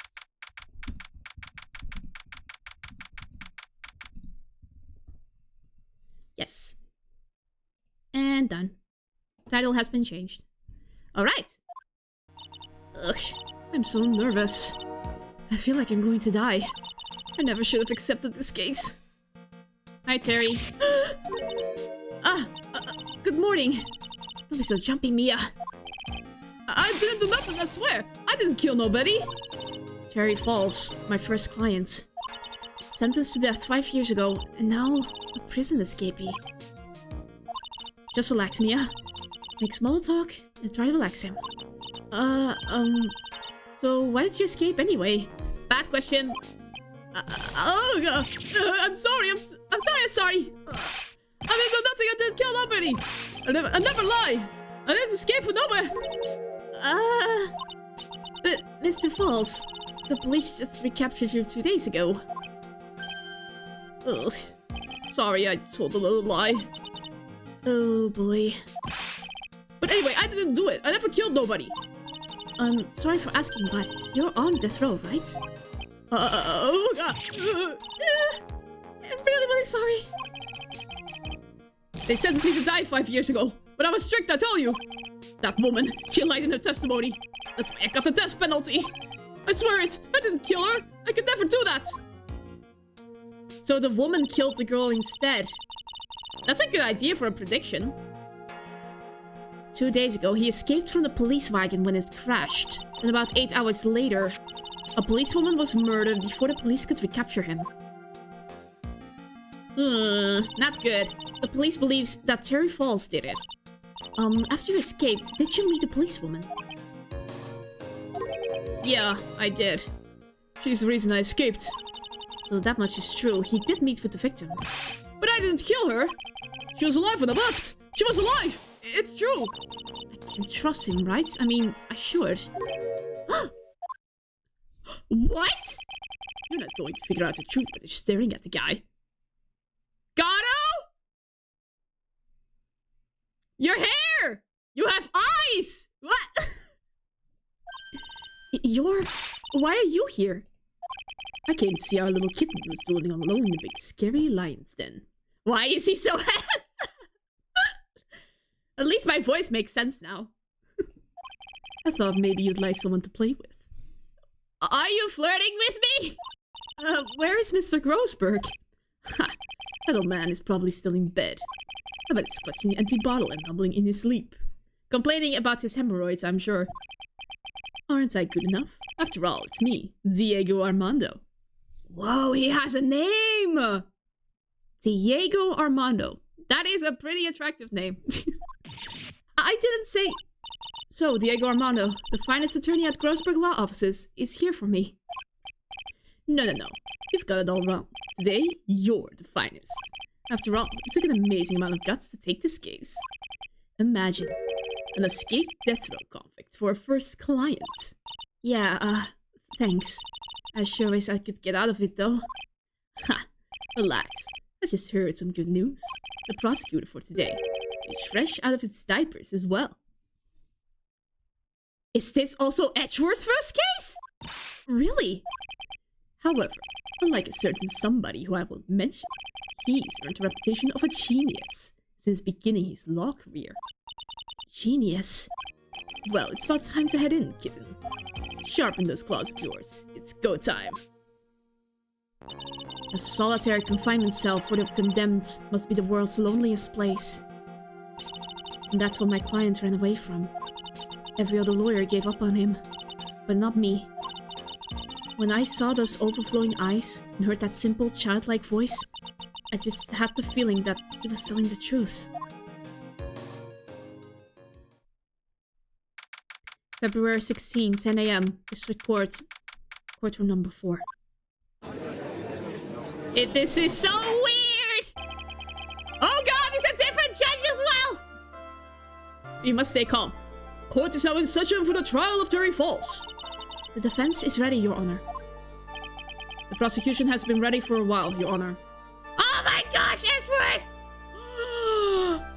He's wearing that coat he wore! Like, that's the one that was in his prosecutor office. Is this the first coat he ever wore? Oh my gosh, nice reference. I understand the lawyers for both sides are newcomers. Yes, Your Honor. I'm Mia Fey. Is it the same judge, just younger, maybe? Maybe. No, wait, I saw him in a different case. He was in a different courtroom than the judge. Probably not, yeah. Miles Edgeworth, Your Honor. So you're the new prosecutor everyone is talking about, eh? They say you joined the prosecutor's office at quite an early age. At 20, Your Honor. That is really early. I guess our little kitten hasn't earned himself much of a reputation yet, huh? Come on, Mia, you can't lose. Not to someone younger than you. Young people running a trial. I'm not too sure how I feel about that. Now then, the defendant in this case is currently a felon on death row. 2 days ago, he escaped from a police wagon. Is that correct? Precisely. But the defendant is not on trial for escaping prison. On the day that the defendant escaped, a policewoman was murdered. So I hear the determinist Mr. Falls was responsible for her death. You got it, kitten. Bro finished law school before trying. Nerd! Nerd! To be fair, he was probably pressured by Von Karma to do it. No, I think being a prosecutor was his choice. I don't know. Well then, Mr. Edgeworth, let's hear your opening statement. Yes, Your Honor. It was 5 years ago. The defendant, Terry Falls, was sentenced to death in this very court. His crimes were kidnapping, extortion, and murder. The girl he threw off the bridge was only 14 years old? A truly horrible crime. I remember it well. There was no decisive evidence, so the trial was long and protracted. Correct. But in the end, what finally decided the case was a certain witness's testimony. A witness's testimony? The policewoman who shot him. The testimony of Detective Valerie Hawthorne, the person who confronted this criminal. Hawthorne? She arrested Mr. Falls at the scene and later testified against him. She said she witnessed Mr. Falls throw his young victim into the river. Yikes!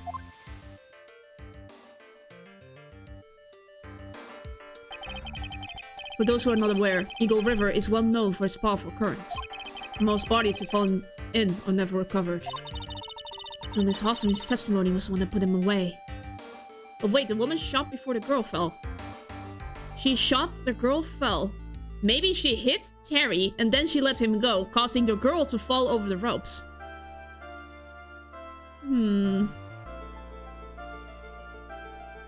Did she actually shoot the girl? Yeah, I think she shot Terry, and out of shock, he pushed the little girl over the ropes into the river. That policewoman you just mentioned, that wouldn't be exactly the victim. The same woman that was killed 2 days ago. Police Sergeant Valerie Hawthorne. Aha, I see. The man who was sentenced to death based on her testimony escaped 2 days ago, with only one thing on his mind: to take revenge against the woman who convicted him. Aha! The truth is becoming clear to me now. Huh. Yes. It's quite obvious that the defendant is guilty. We haven't even started the trial yet! Wait a minute, that's not right. At least hear the case before you decide on the outcome, Your Honor.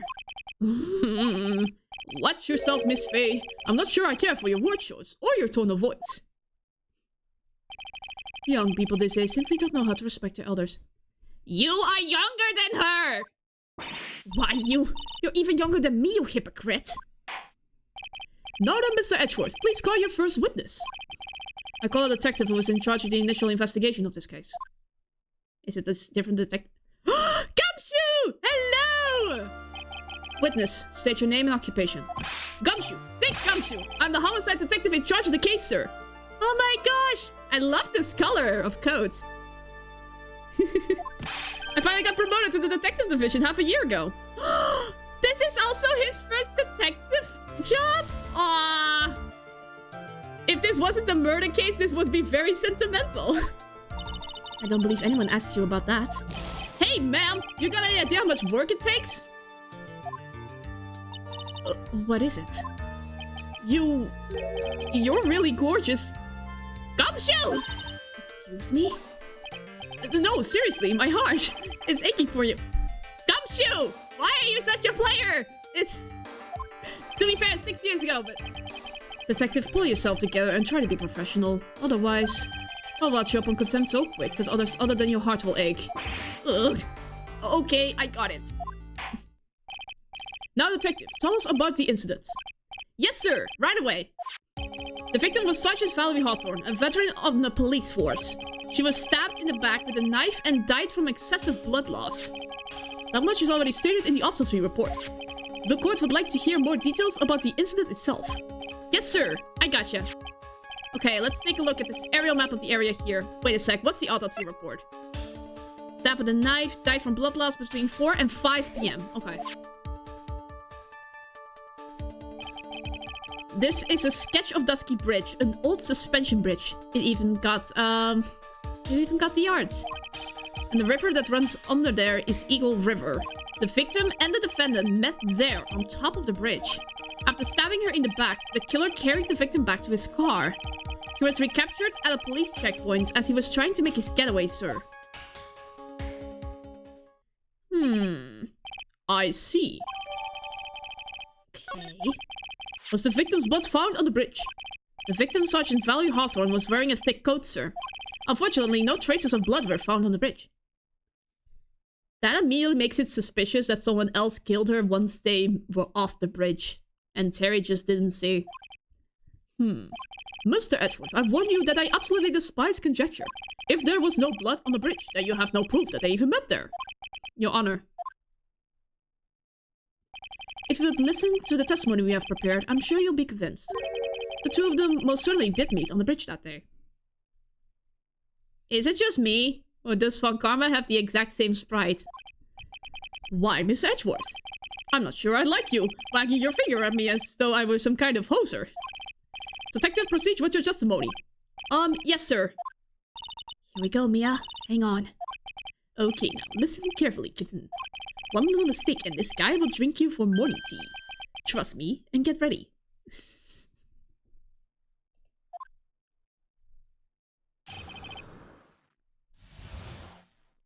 Summary of the incident. On the day of the incident, an unknown person phoned the sergeant and asked to meet. Sergeant Hawthorne went to Dusky Bridge at the designated time and met with Mr. Falls. And that's where she was brutally murdered, sir. The criminal stuffed her body into his car trunk and tried to make a getaway. Mr. Falls was arrested at a police checkpoint and was set up at the base of the mountain. Well, you certainly have established the importance of the bridge. Naturally. Now, would the defense please hurry up and proceed with the cross-examination? Yes, Your Honor. Cross-examination, coming right up. Hey, settle down there, kitten. If you keep trembling like that, you're gonna make me spill my coffee. I'm not trembling. It's just cold in here. A courtroom can be a cold battlefield, alright. Especially for a beginner. I don't need you to worry about me. I mean, the defendants, the witness, everyone's a beginner in here. Ha, you got me there. But maybe you should keep your claws out and show them what you've got, kitten. It's okay, Mia, stay calm. Just remember those court procedure videos you stayed up all night watching. Aww. It's so nice seeing her as a beginner. It's kind of sweet. This unknown person, you have no idea who it might be, right? Sorry, but I'm afraid I do. What? The one who called Miss Sergeant Harsler was the defendant, Terry Falls. What? The defendant? The defendant called her? Sergeant Hawthorne was a very thorough person, sir. She left a note about her phone call with Mr. Falls. A note? Yeah, a top secret memo that she left in her desk. Confidential police materials.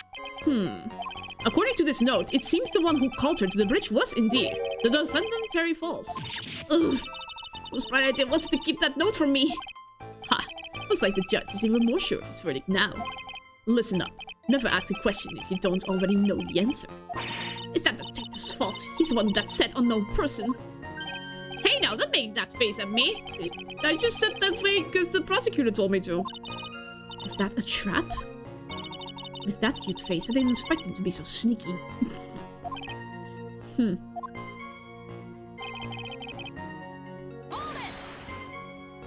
A bridge up in the mountains, but why meet there?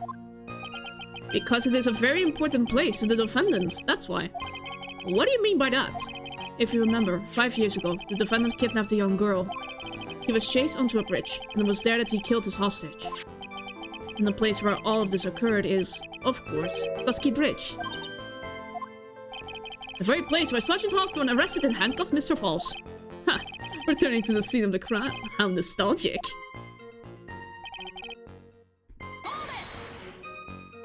Was the body of the victim discovered right away? Yeah, we were really on the ball. We found the criminal within 1 hour of the murder. It was great! We even got to say, don't move! We got you surrounded! Wait a second, isn't there something weird about that? Location was a suspension bridge up in the mountains. So how did they find out about the crime so quickly? Sergeant Hawthorne must have mentioned the phone call to someone else, right? Ha! If that's what had happened, then she wouldn't have been killed. She never mentioned the phone call from Mr. Falls, but she left a note on her desk about it. If only I had noticed it earlier, maybe she'd still be alive. I wonder why she didn't mention the phone call to anyone. Let me see. What was exactly in the note? Falls, 4:30 p.m. at that bridge. Wear white scarf for identification. Talk to Dahlia. Dahlia Hawthorne? Tell her this time the whole truth must come out. So those two are related? Hi Napsy, hello! Welcome back. We're back in the past now. Okay, we need more evidence. Mr. Falls had a car then. Well, that bridge is way up in the mountains, ma'am. The defendant and the victim both went up there by car. I mean, how else, right? What? You mean the defendant drove his own car? No, of course not. It was stolen.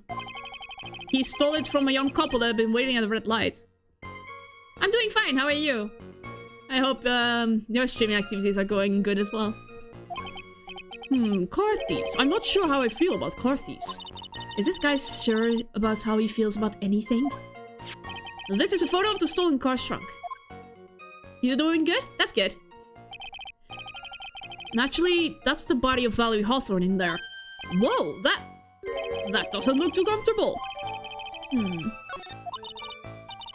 put a pause on stream activities till next week. Oh, okay, that's good. That's fine. Nothing's fun at the moment. Really? Nothing? Maybe you're looking forward to the Apollo Justice Trilogy then. That's coming out next week. The victim, she was stabbed in the back, correct? Yeah. Ha. For some reason, men always seem to get stabbed in the back. We're talking about a woman here. You can't tell from this photo, but the knife was stuck in her back nice and firm.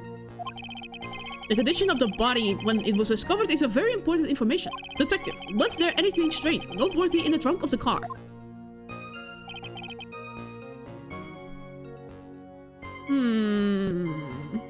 There must be something significant. Let me see. With the evidence I have, there's not much evidence, so I can finally think. But second Apollo Justice Trilogy is still not available to pre-order? Really? Oh, maybe on like a different console. It can be pre-ordered on Steam. But... nah, I'm not the person for pre-ordering, personally. Oh, hi there, Moldy Tree. How are you? My. My. Ah, for PlayStation, I see. It's just coming soon. I see. Wow, a lot of people are coming by today. It's great. So. With what I have, there's something that's... Let me see the photo again.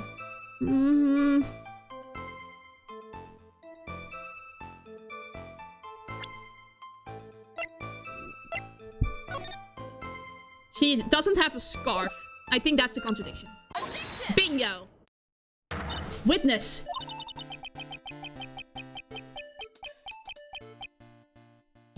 What is it? Do you have something to say, Miss Faye? I'm sorry. I totally forgot what I was going to say. Ah, the nerves. This is the first time I've ever had to actually address someone like that. You should have practiced before coming to court. Honestly, Miss Faye, I'm not sure I like this. Say there, little kitten, want a piece of my coffee candy? Candy? Well, you're still too young to be drinking real coffee. Come on, Mia, shake it off, you're a lawyer! Detective! Yes, ma'am! This photo. You said that there was nothing peculiar about it. Is that correct? Yeah, that's what I said. Well then, I suggest you take another look at the note written by the victim. The note?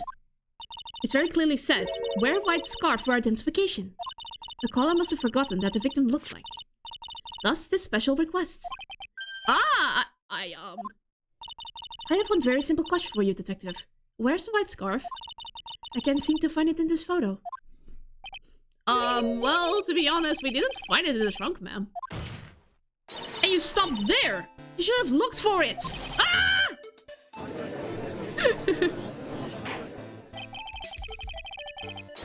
The caller told her to wear it to identify themselves, so I expect she just that. Well, Mr. Edgewood, what do you have to say about this? Of course, he's hiding evidence.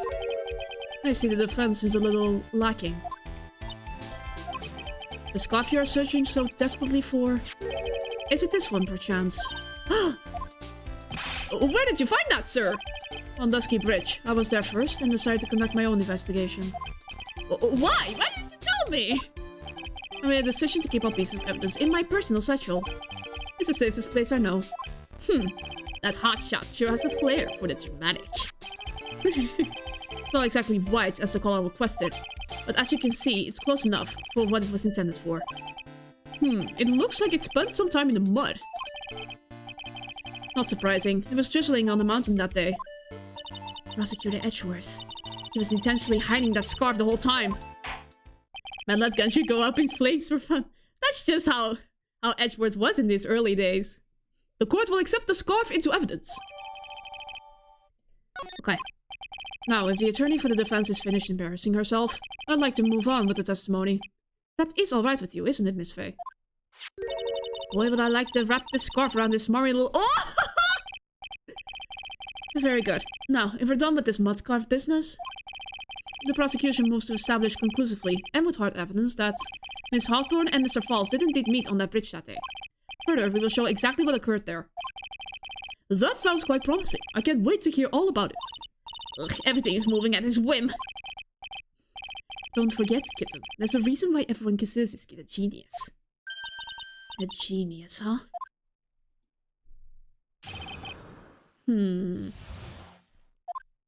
Actually, there's an eyewitness who was there when the incident took place. This photo was accidentally taken by the witness. It shows the victim was wearing the scarf, sir. It was drizzling that day. Unfortunately, it's a little hard to see what's going on. Kitten? Wait a sec. Well, let me see the ages. To be safe. He's 27. And Mia's older than Edgeworth, so it's legal, but... Hotshot lawyer, my senior and rival at the office. Well, she's not objecting to the nickname, so I guess it's fine. Anyway, the criminal shoved the victim down behind and stabbed her in the back. Discord, man. You wrote Discord, you spawned the message. Anyway, the criminal shoved the victim down from behind and stabbed her in the back. That must have been when the scarf fell off. Looking at this photo. You really get the sense that this bridge is very high up. It's about a 40-feet drop from the bridge to the Eagle River down below. Mr. Edgeworth, who took this photo anyway? Let's just say that it was a well-intentioned third party. Aha! A potential witness! So why isn't it this person in the courtroom? Well, they said they absolutely did not want to testify. The person in question is very delicate, Your Honor. Besides, as long as we have this photo, we see no reason to compel them to testify. I'm not sure how I feel about that. Me neither. I have a feeling I know who it was that witnessed the crime.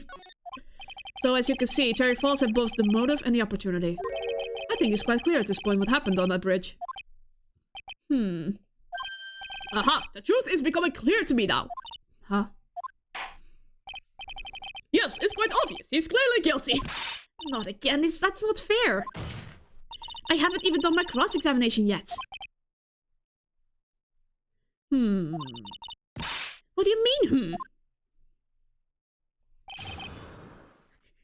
You're allowing Edgeworth to get away with just that excuse? I like Edgeworth too, but... Who is the eyewitness? Who is this eyewitness? She's a college student. A female college student? That's right. Meaning she's female and a college student, ma'am. She doesn't do well in front of other people, so I came to testify for her. Maybe so, but as the attorney for the defense, I have the right to cross-examine her. For the time being, we're not relying on the witness's statements. That is all.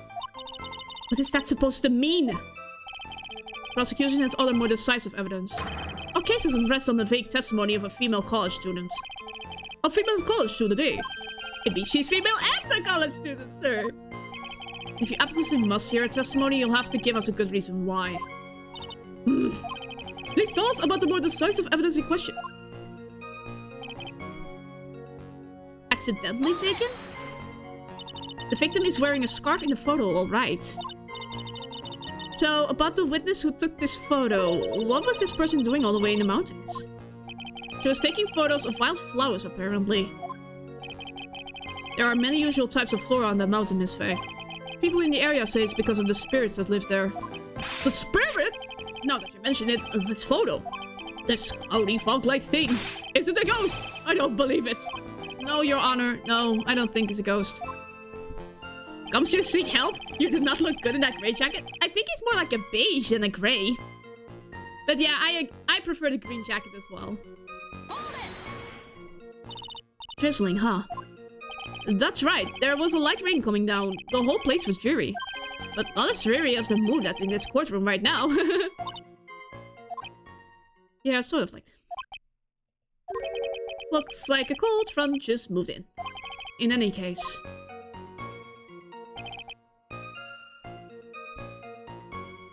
The point is that the area was quite damp. There was even some fog. I even slipped and fell while I was on the bridge. It was really something.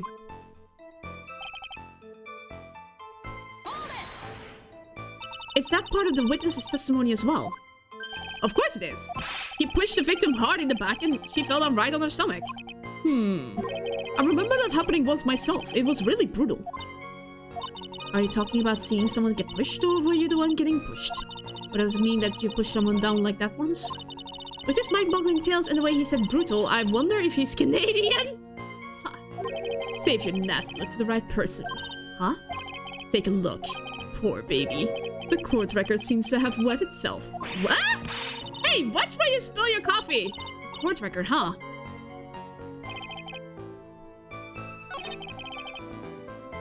Shoved the victim down from behind and stabbed her in the back.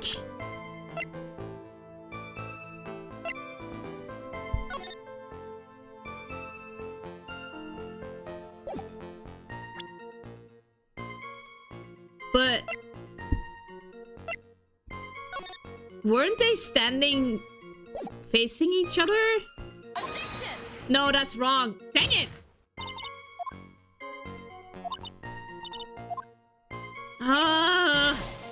I had to save.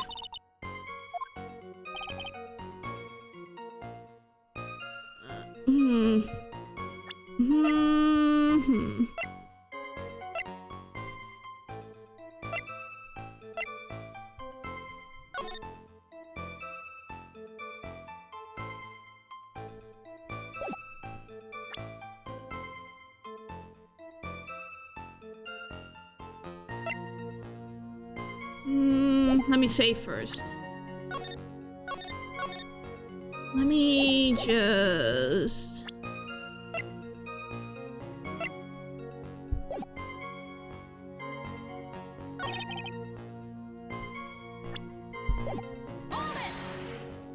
So in other words, there was a struggle between the criminal and the victim, huh? That's what the witness said. Well, it looks like she didn't remember about the scarf, but from what she said, it sounded like a pretty violent fight, ma'am. The areas of sweat from rain, the bridge was probably wet too, which would explain why the scarf was all covered in mud, but... There's something about the testimony that's still bothering me. Talk about surprise, I had no idea there was a photo. So what do? You really still believe it? Mr. Crybaby, I mean. Of course I do. So little kitten believes in fairy tales, huh? In that case, the answer is obvious. If what you believe is the truth, then that means that somewhere hidden in that testimony is a contradiction. One huge contradiction, waiting to be discovered. That's your chance.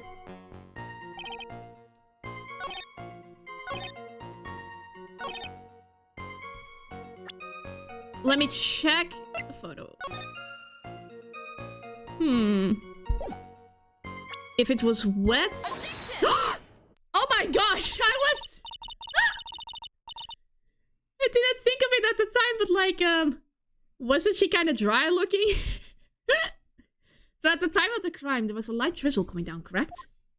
Yeah, and fog too. Just a generally soggy atmosphere. Well, I have evidence that doesn't go with the soggy atmosphere. But this is a photo of the victim's body that was found in the car trunk. Considering the conditions of the scene of the crime, something isn't right. Well, by all means, please enlighten us as to what isn't right. Her clothes are looking pretty dry. Actually, the answer is right here. The victim's coat? So far as I can see, there's nothing strange about it. That's exactly what's strange. Recall the testimony. What were the conditions on the bridge that day? It was drizzling and foggy. Dusky bridge was all wet. If the victim really had fallen down on her stomach on top of the bridge, then the front of her coat should have been covered in mud. That's exactly right! The other day, I fell on a muddy street and my gorgeous playoff beard was befouled.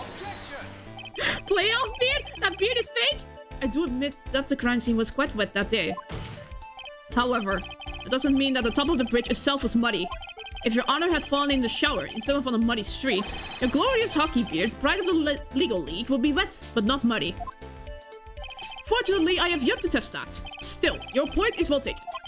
Can you prove that the surface of the bridge was muddy that day? The surface of the bridge, huh? The scarf was muddied! Huh, a real man would stand for a taunt like this. Neither would a real woman. The scarf. Of course I can. Here is the evidence to prove that the bridge was muddy. The evidence is This scarf. It should be obvious. If the scarf fell onto the bridge and got this muddy, it means that the bridge was obviously covered in mud. No, I can't be outwitted by this novice. Oh my gosh!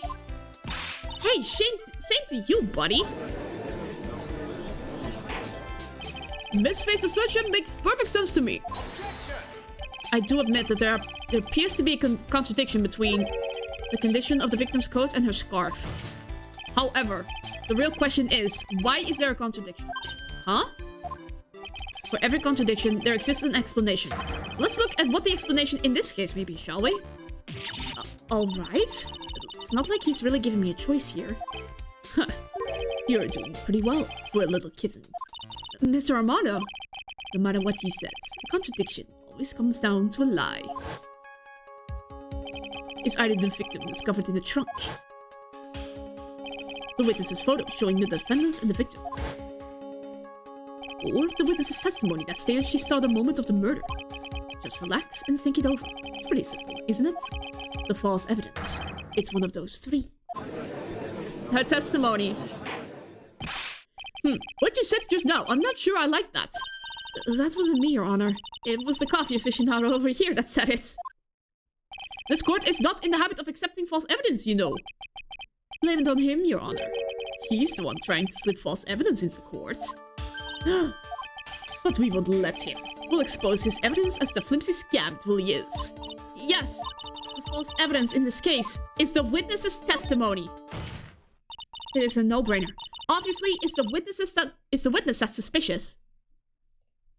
During his earlier testimony, the detective pointed out a crucial fact.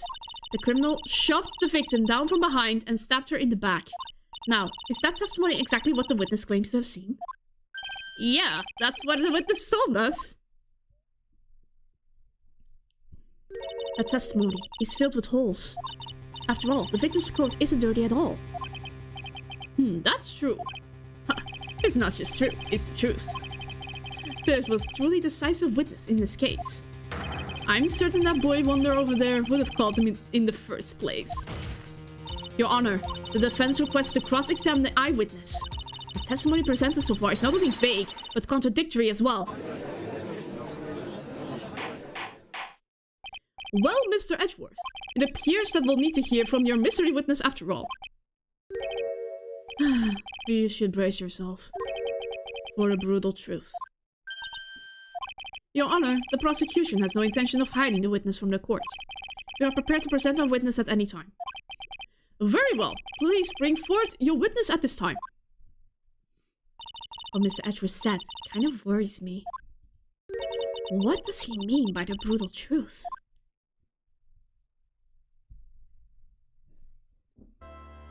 Now, let's proceed with the testimony. Mr. Edgeworth, please go right ahead. Thank you, Your Honor. The prosecution summons the woman who saw the events that day with her very own eyes. This is it, Mia. The battle begins here.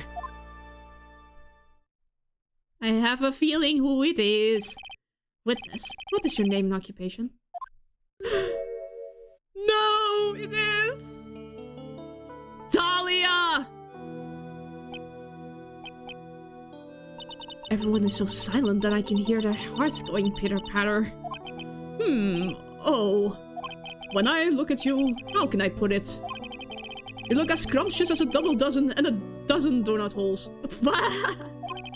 I feel like I want to hurry up and down a verdict just to have a bite. What the? It's the demon witch. Oh my gosh. Hey, not so fast. As I said before, this witness is very sensitive and delicate. I would ask the court to please exercise care when addressing her. Yes, indeed. Thank you, Mr. Edgeworth. You are a true gentleman. Miss Faye, you could learn a lot from this man. If he's such a gentleman, he sure doesn't act like one to me. Sir? I mean, after the first case, she kinda is. Yeah, I understand. I've played the first case after all. She's very conniving. Yes, my dear. This is my first time, so I'm sure I'll make a lot of mistakes. Anyway, I just wanted to say I'm sorry for all the trouble I might cause. Not at all. It's no trouble at all. Now then, may we please have your name and occupation? My name is, Melissa Foster. You are lying! This is my first time, sus. Yeah. I'm a college student. A freshman in the literature department. The exact same cover-up as last time, too. You were on the scene when the unfortunate event occurred, correct? And you were the one who took this photo. Is that accurate? How can you be so mean? Now see here, what are you shoving that in her face like that? Huh? It's just that photograph. It's not like it's something dangerous. Next time, I'll be forced to penalize you. Uh-oh. I don't like the turn this has taken. Is she staring at me? And you would be? Huh? I'm the defense attorney. My name is Mia Fey. I see. So you are. Why does she recognize us? This is our first time meeting. Now then, young lady, could you please give us your testimony? Yes, Your Honor. I'll do my best. The witness's photograph. I was using my camera to take some pictures of wildflowers. Then I noticed there were two people standing up on the suspension bridge. Suddenly, they just started fighting. That's when I hurried and took the photo that shows the crucial moments. And right after that, I called the police. By the way, where were you standing when the incident occurred? I believe the map would be of help here. I was standing right over here. There is a huge rock over there. I was standing in a beautiful field surrounded by tall cliffs. So you took the photo from that location, eh? I brought the camera I was using at the time, just like Mr. Edgeworth asked me to. Oh, what a cute camera, just like its owner. Mr. Foster took the witness's photo with this, a small but powerful model. Alright then, Miss Faye, time for your cross-examination. But I warn you, make the witness cry again, and you'll feel the wrath of my gavel. I'm gonna save real quick in case that we have penalties regarding pressing.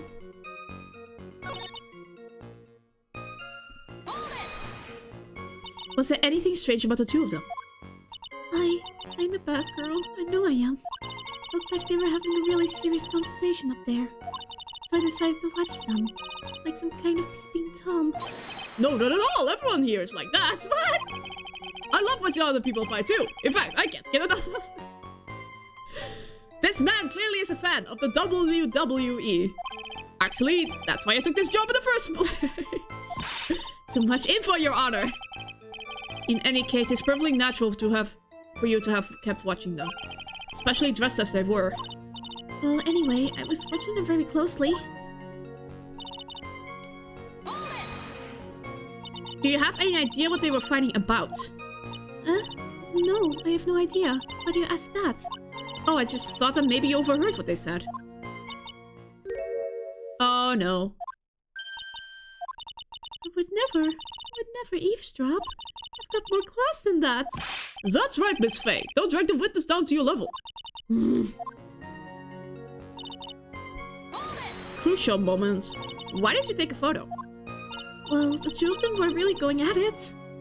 But ever since I was a little girl, I always wanted to be a news reporter. I guess that part of me just kind of took over. Smells like a lie to me. Yes, I understand completely. But even now, I can't completely abandon my boyhood dreams. I still use my grandson to test my comedy routines on. So he wanted to be a comedian, huh? Not that this has any bearing on this. All I could do was use my camera. So I took the photo of a crucial moment and gave it to the police.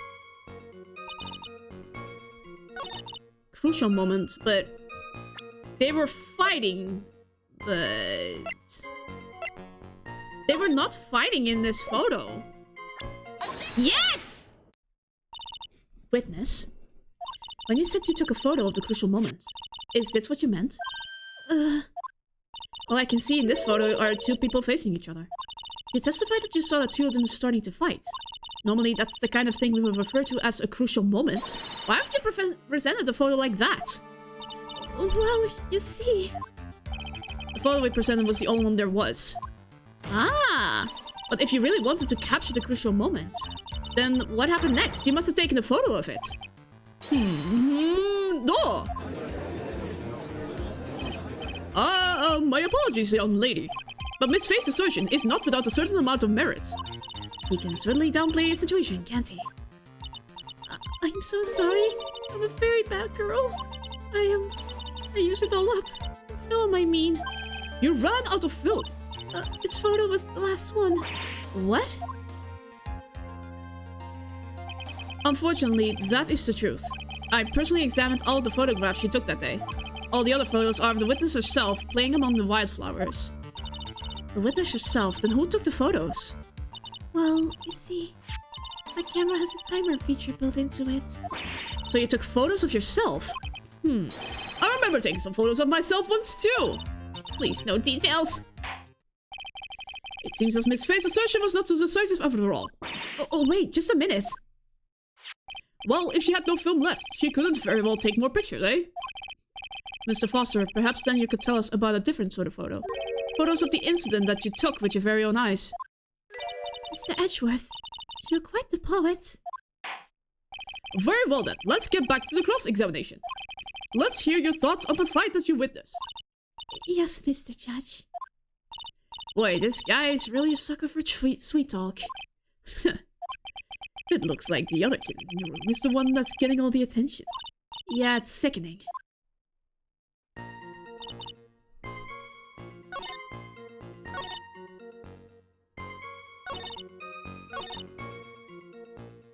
This is new!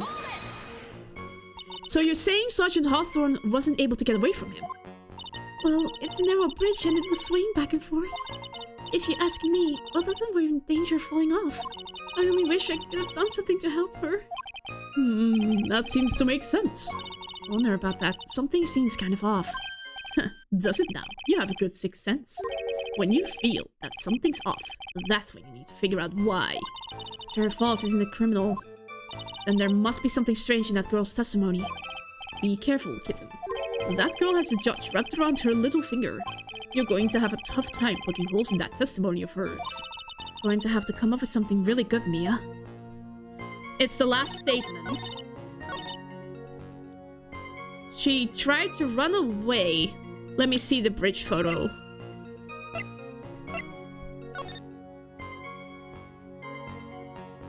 Well, if Terry stood here and the victim stood here, she couldn't have run away because there's a giant hole in the bridge.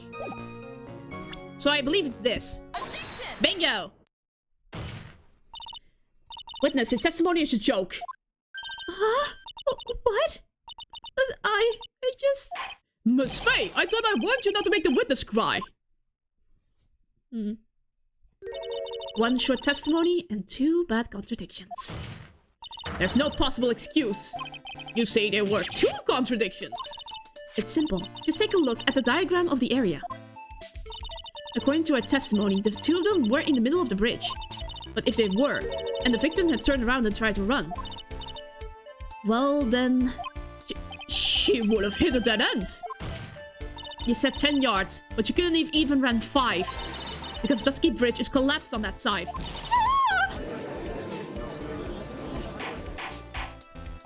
What does all of this mean? It's very simple, Your Honor. This charming little witness told a charming little lie. That's all there is to it. This beautiful young lady has been lying to the court? Just a moment, Your Honor. Mr. Edgeworth. Your Honor, allow me to personally apologize for the confusion. What do you mean? There's one major mistake in this diagram. What did you say? What are you referring to? It's all because this diagram was made after the incident occurred. It's a very old bridge. We couldn't find any official blueprints on it. So you're saying... I'm saying that even though this bridge is currently in disrepair, there's no evidence that can prove that the bridge was broken during the incident. That's ridiculous! You can't actually tell the condition of the bridge from this photo. I apologize to the court for not being more clear when I presented the evidence.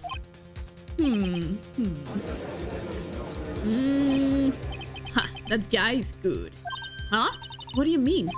He planned it from the beginning. He's a genius, right? That diagram of the bridge was his insurance policy. What? That coward! Well, Miss Faye, it seems you've once again made a reckless accusation.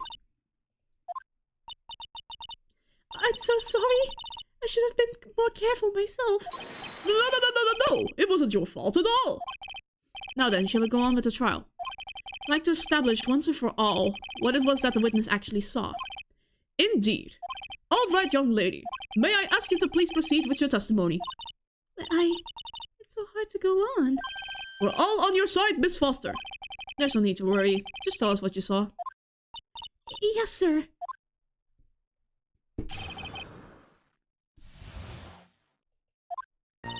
After he stabbed her in the back, he quickly picked her up in his arms.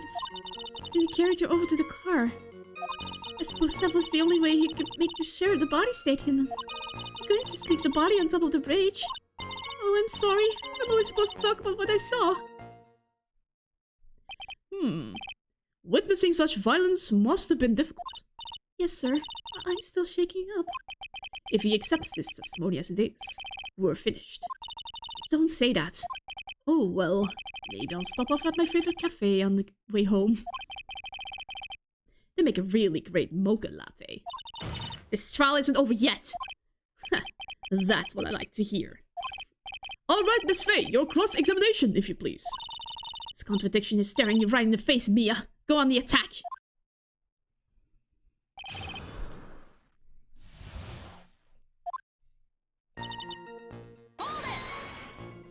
Are you saying that the victim didn't fall down on the bridge? Actually, maybe she did fall. Of course she didn't fall on top of the bridge. If she had fallen down, this photo wouldn't make any sense. If that was the case, her coat would have been all muddy. Using my own arguments against me. If you don't mind, I was asking the witness. No need to be so rude. Well, young lady.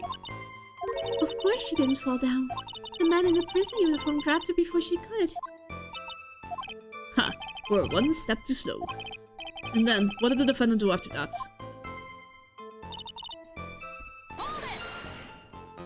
You personally witnessed that? Yes. Did anything strange happen when he did that? Well, I don't know if you'd call it strange or not, but that's when the victim's scarf fell down. You mean this scarf? Her words matched what we found at the scene. I don't see any problem.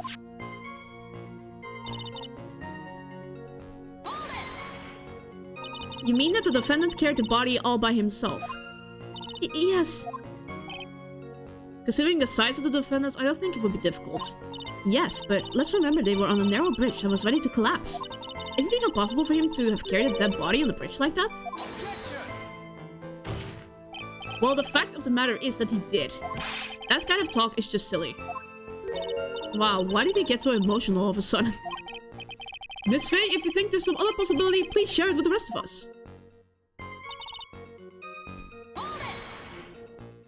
Why do you say that? It's already a broken down bridge hidden away in the mountains. Doing anything more to hide the corpse would be going overboard, wouldn't it? Yes, but that mountain is famous among hikers. A surprising number of people go up there. Well, it's February, right? And it was raining that day, correct? There's also a small temple and a channeling dojo there. You know those monks, they just love cold, isolated places. I think the witness is trying to say that the corpse could have been found at any time. Besides, the witness is merely reporting what she witnessed with her own eyes.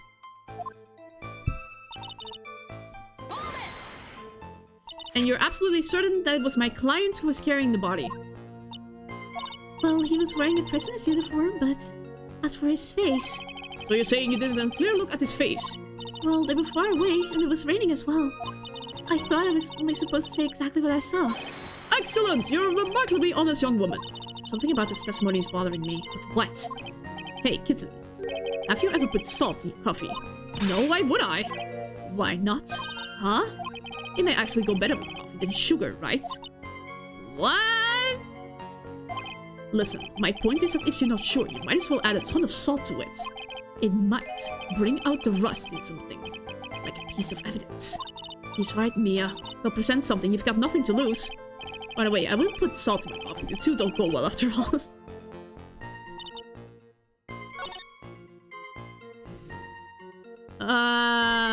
But... Wait a sec. If you were standing over here, would you have even seen the car? Is that the case? No! Come on.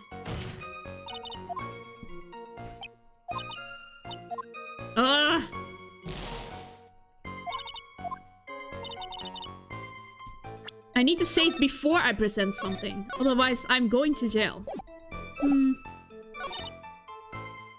That was the only way he can make sure the body was stayed hidden.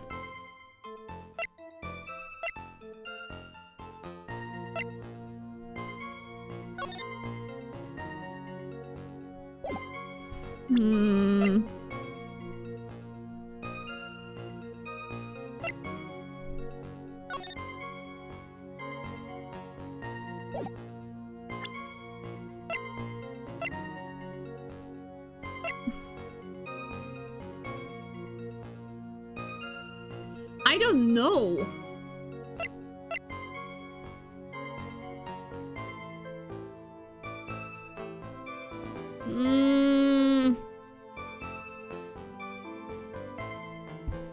No.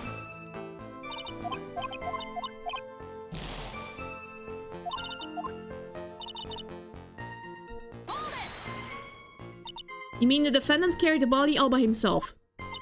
Yes. Considering the size of the defendant, I think it would be difficult. Yes, but let's remember they were on a narrow bridge and was ready to collapse. Is it even possible for him to have carried a dead body on a bridge like that? Well, the fact, if the matter is that he did, that kind of talk is just silly. Wow, why did he get so emotional all of a sudden? Because there is something there. I don't know what! Is there's a possibility... He couldn't just leave the body until... There's something there. I don't know what. Come on.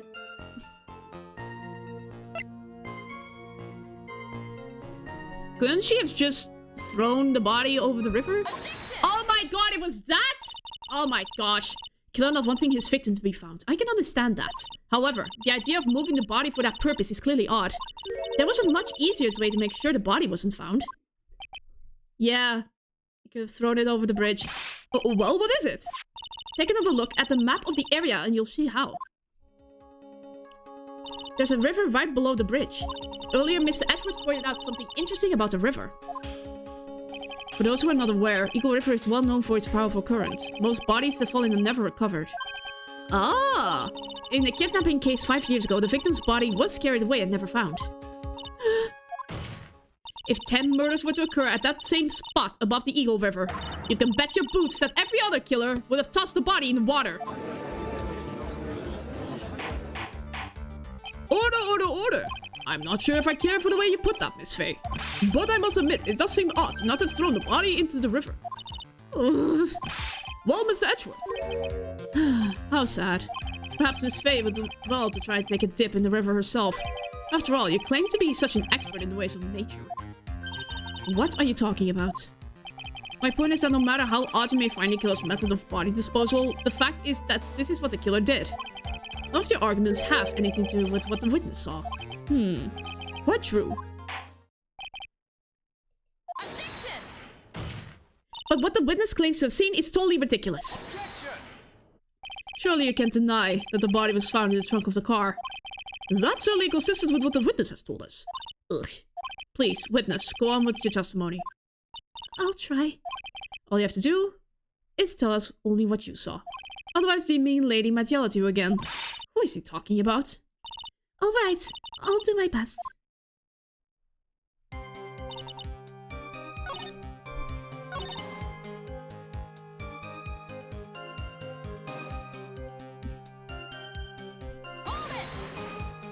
What did the man do then?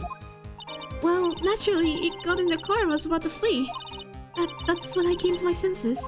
I said to myself, you have to call the police. So that's when you called the police. You're sure that you saw all that with your own eyes? Yes, I'm 100% certain. She couldn't have seen it. Yes! I used that argument too early! I was getting way too ahead of myself again. Well, Miss Foster, it looks like you've done it this time. Done what? Made a crucial mistake. A crucial mistake? Like what, Miss Faye? The killer broke into the trunk of the stolen car and hid the body in there. You're saying you saw that, right? With your very own eyes. Yes, and? It's simple, Miss Foster. Take a look at the diagram. The place you claim to have taken a photo from that day is here. You see what I mean? Even if you try to see the car, this outcropping of rock is directly in the way. That's right, Miss Foster. From where you were standing, you could not have possibly seen the killer's car. I admit that the diagram shows a large outcropping of rock. However, it isn't so tall that it would stop her from seeing the car. That's right. It's not high at all. I was able to see his car just fine. I'm so sorry, but that just doesn't wash. I believe it was the witness who presented this as evidence to the court, yes? This is the location that the photo was taken from. Your own photo tells the whole story. You can clearly see the left side of the bridge, but the outcropping that is being referred to is really more like a cliff. Your view should have been completely cut off by this cliff, but you still claim to have been able to see the killer's car. No!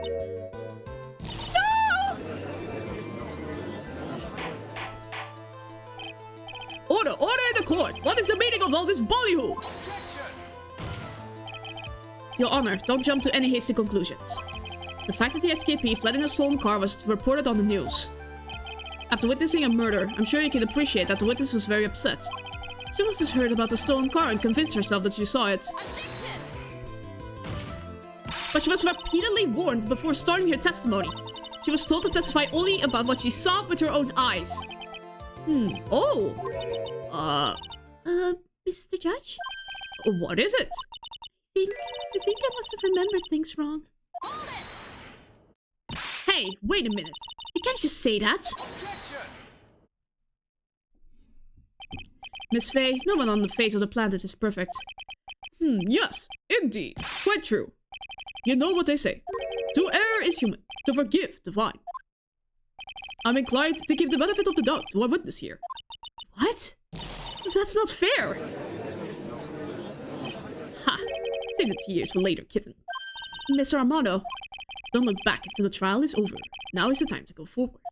But that wasn't fair. Okay, kitten, you need to relax.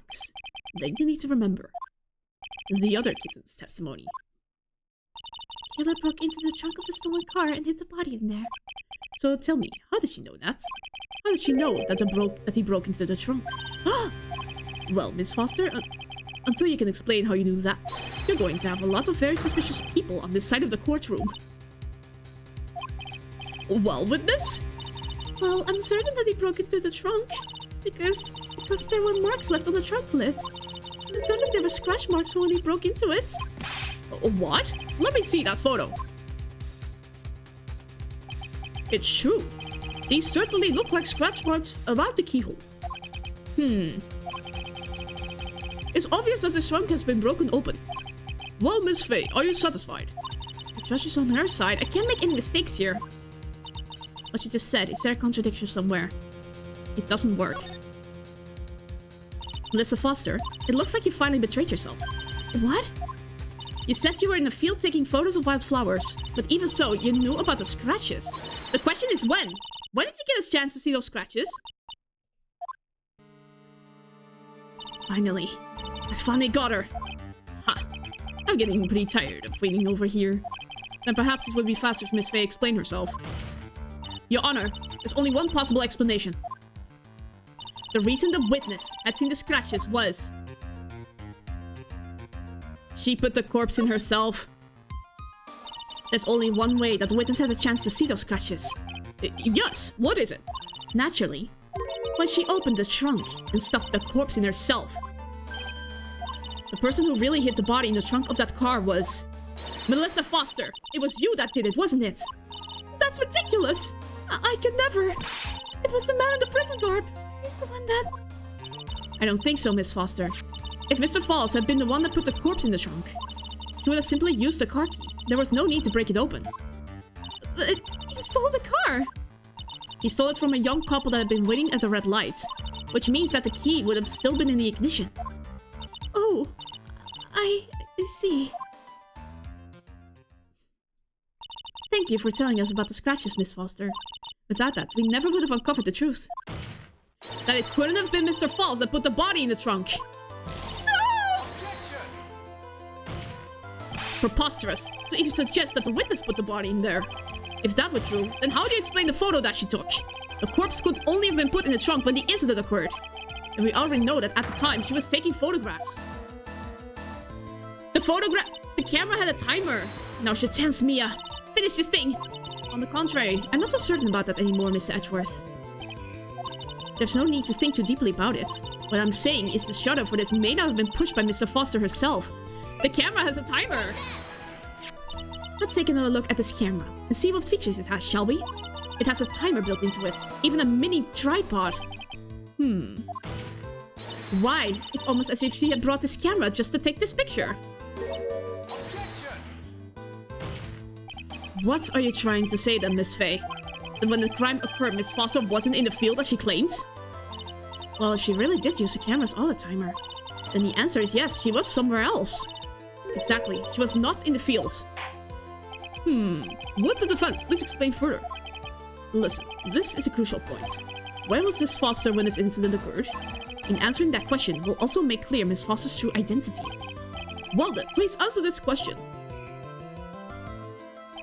Where was Melissa Foster when the incident on the bridge occurred? I think she was posing as the victim.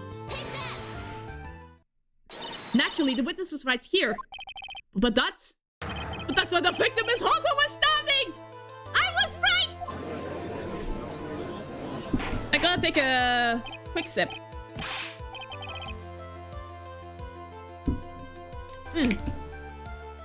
Good job, me. Order, order, order! Miss Faye, what on earth? Your Honor, if I may. After parting with the victim on the bridge, the defendant fled by car. But this would mean that there was no time to put the victim in the trunk. In other words, if someone put the body in the trunk, it could only have been before the defendant met the victim. How asinine. Of course Mr. Falls met with the victim. The only person with the opportunity of putting the victim in the trunk is the same man that killed her, Terry Falls. You still don't understand, do you, Mr. Edgeworth? By the time the witness's photo was taken, the victim was already dead. The person in the photo was not Valerie Hawthorne. What? I've never heard anything more ridiculous in my entire life. Then who exactly is the victim in this photo? It's obvious, isn't it? It's your own witness. What? It's the only possible explanation. So the woman that Mr. Falls met on the bridge that day was not Valerie Hawthorne. It was you, Melissa Foster. Me? Let's remember that it was raining and foggy on the mountain that day. Mr. Falls himself believes that the woman in front of him was Valerie Hawthorne. But the defendant knew Valerie Hawthorne very well. After all, she was the woman whose testimony helped get him convicted. But since then, my client has spent 5 hard years in a federal penitentiary. He couldn't remember exactly what you look like anymore. You are just making this up as you go along. Where's your proof? Well, right here. At the time of the incident, Falls had forgotten what Valerie Hawthorne looked like. He asked for identification. Mr. Falls had forgotten the victim's face. That's why he needed some piece of identification, namely this muddy scarf. It was Mr. Falls who requested that she wear this scarf to identify herself. That's already been proven by the note the victim left. In other words, as long as you were wearing a scarf like he asked, anyone could have pretended to be Valerie Hawthorne. Well, what do you have to say to that, Melissa Foster?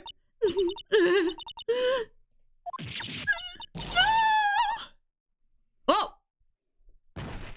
Oh, she fainted. She is dead.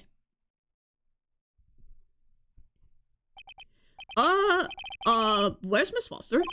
She's collecting herself in the lobby. It's obvious that Melissa Foster did it. She's not dead. She's recovering. She hid the body in the trunk and disguised herself as a victim. She set up the camera to snap a fake photo of them together. The only question is, why did she do it? Well, isn't that obvious? She's the real culprit. Huh. Well, we'll have to wait for Miss Foster to compose herself before we start again. Until then, this court is in recess. The defense and the prosecution are both to wait in their respective lobbies. Yes, Your Honor. Understood. Very well, this court is in recess. Ah. With break time comes the time for me to disappear again. For 1 singular second. After I save, of course. Okay. I will be right back. Once again. Bye-bye.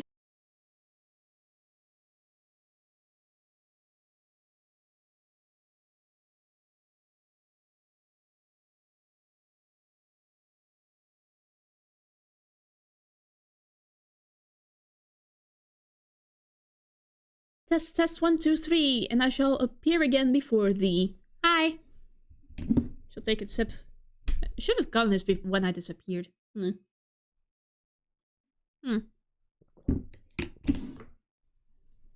Alright, let's continue, shall we?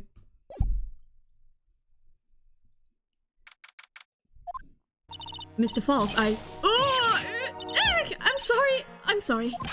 I want to say thanks. You're real good. You really hooked me up. Thanks. We're almost there. Once I prove that she committed a crime. Yeah, but there's one more big obstacle we've got to get past. Obstacle? Her motive. Yeah, motive. Why would Melissa Foster kill that policewoman anyway? Motive, huh?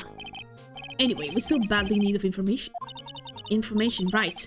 What we need the most is info about this Melissa Foster herself. All we know is that she's a student studying literature. And one more thing. What is it? Well, the incident that happened 5 years ago, of course. Kidnapping murder case that Zebra Boy is on death row for. I didn't do nothing! I didn't kill nobody! I never lie! Mr. Falls, in that case, tell us more about it. About what happened 5 years ago. Okay. I trust you. That day, 5 years ago, I dream of it every day. This picture, it reminds me of everything. Bridge looks same, just like then, 5 years ago. Like it could fall apart any minute. So it's been broken like that for at least 5 years. Ha! Sorry, buddy, but you sound like the one that could fall apart at any minute. It's true, I did kidnap her. 5 years ago, I kidnapped my girlfriend.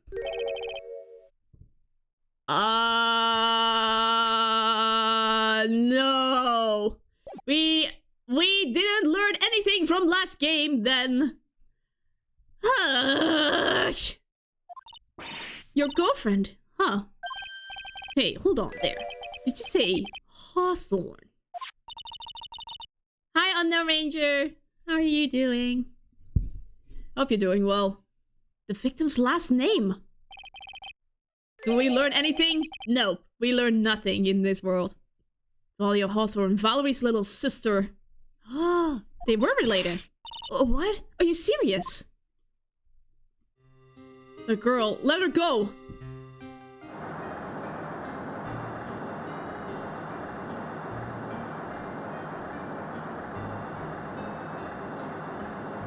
Shut up! Come closer, and I kill her! Tell me ice? Okay. Sorry, but you're not going to get the chance.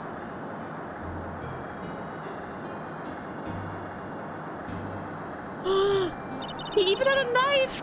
The detective back then was Valerie Hawthorne. Oh no. At first I thought shooting someone for kidnapping was crossing the line, but if it was to protect her little sister, I can understand why she did it.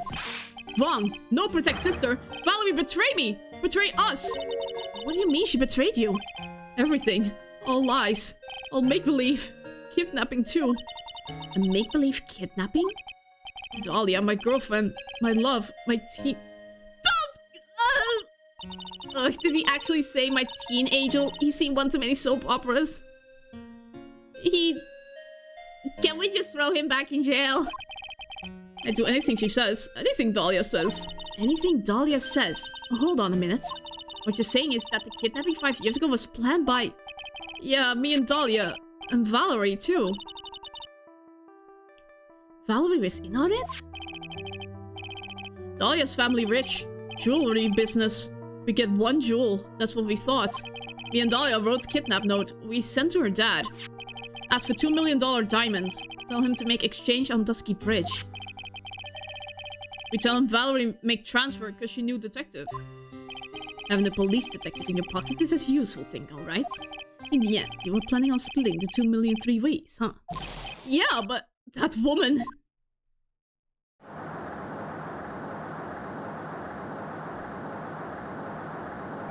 That woman, Valerie, she'd do it for real. She shoot at me for real. Me and Dahlia. I was shot in the arm. Dahlia, she jumped in river. She jumped in herself? Jump? You don't mean she jumped on purpose, do you? I couldn't do it. I could never push her. Anyway, I blacked out. Woke up with police all over. And that's when they decided to give you the death sentence. I couldn't believe it. That woman. She betrayed me.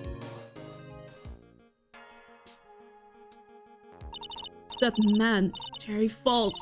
He killed her. He threw her off the bridge. He threw my beloved sister into the roaring river 40 feet below.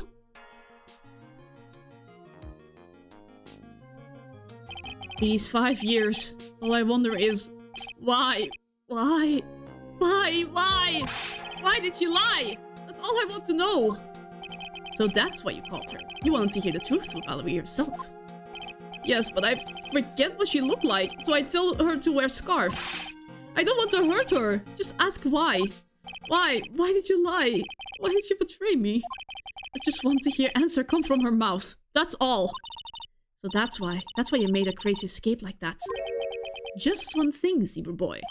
My senses are tingling all over. Tell me, Mr. Falls. Where is it? Huh? Where's that what? Come on now, kids. The ransom. The $2 million diamonds. Remember that now? Did you give it back to Pops? Did the police take it? I don't know. Huh? You don't know? No, really, I don't know. It's gone. With Dahlia. With Dahlia! That day on the bridge, Dahlia put it in backpack. Now gone with Dahlia, gone forever, into Eagle River.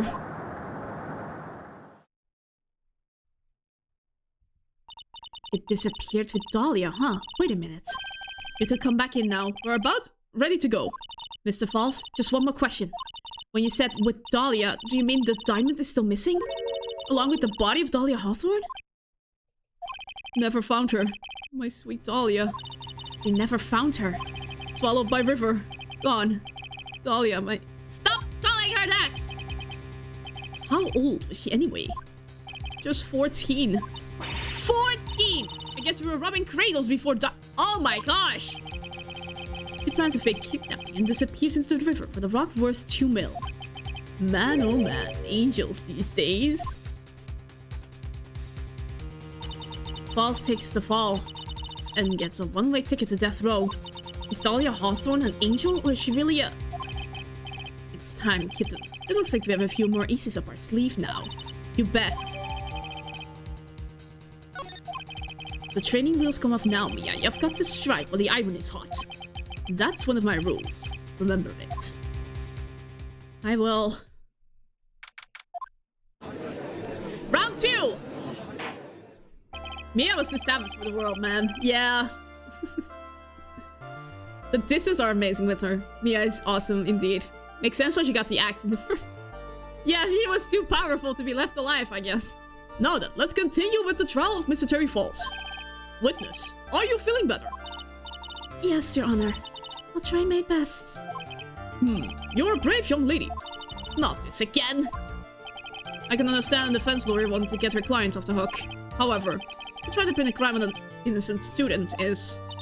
What are you talking about? My witness is not the person on trial here.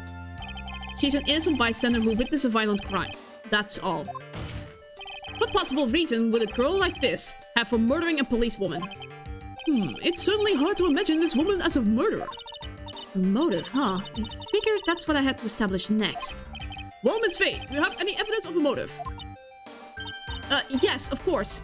I think. You're still acting as tame as a kitten. Mr. Armando.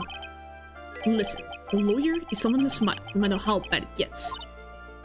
Smiling on the outside? Well, that's twisted in knots is the mark of a pro. Maybe so, but I wish you would quit grinning at me like that. Excuse me, may I speak, Mr. Judge? Of course, Mr. Judge is ready anytime you like. I'd like to say something. Some people here are suspicious of me, right? That's why I at least wanted you, Mr. Judge, to know that it's not true. I see. You're such an honest and upstanding young lady. Looks like this witness is a real professional. What do you mean? Look at that 100-watt smile. Just when things are darkest for her. Click! She lights right up. Very well then, let's hear what the witness has to say. Melissa Foster's history. I was out of the country until the year before last. Until I entered college, I had never been to Eagle Mountain before. And I certainly don't have any reason for wanting to hurt a police officer. Holding a grudge and killing the officer who testified against you 5 years ago. Or kidnapping a poor girl. I just think the defendant is a terrible, horrible monster. Off the country, eh? Precisely. Furthermore, she has no possible motive for committing murder. Indeed. You're up to bat, kitten. Sharpen those claws and put your best smile. You bet. Somehow I have to tie her to this case. Let's press her. Oh, I still have my health. I have horrible health.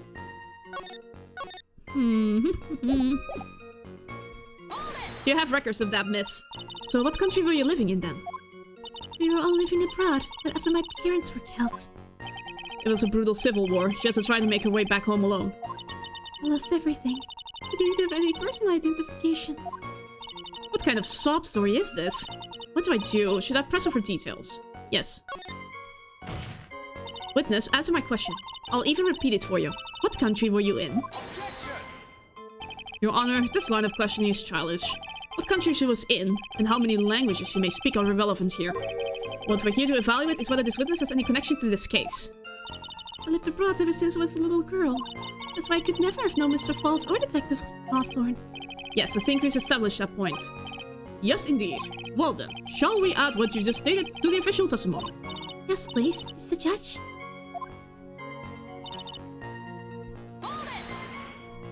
You didn't know either person. Are you certain of that? Yes, I'm afraid I'm rather shy around people. Oh well, that can't be helped. Why is he just agreeing with everything that comes out of her mouth? The first time you saw either of them was when they were on the bridge, correct? Yes, it really was a coincidence. So what made you decide to go to Eagle Mountain anyway? I just love being outdoors. Picnics, hiking, you know, that sort of thing. You don't look like much of a hiker to me, but you do look like a digger of sorts. And Eagle Mountain is a 2-hour drive from here and no trains run through there. There are plenty of mountains that are closer and easier to get to. Well, I went there once with the college hiking club. I fell in love with its stark, desolate beauty and its cold yet romantic gloominess. Didn't know you were such a goth. By the way, what's the name of your college? Prosecution objects to any questions that involve the witness's private life. All that matters is that she is a material witness to a crime. The witness doesn't need to respond to questions that are clearly malicious in intent. Thank you. She's really gone too far. Miss Faye, you're treading on thin ice here. I hardly said anything. Talk about sensitive.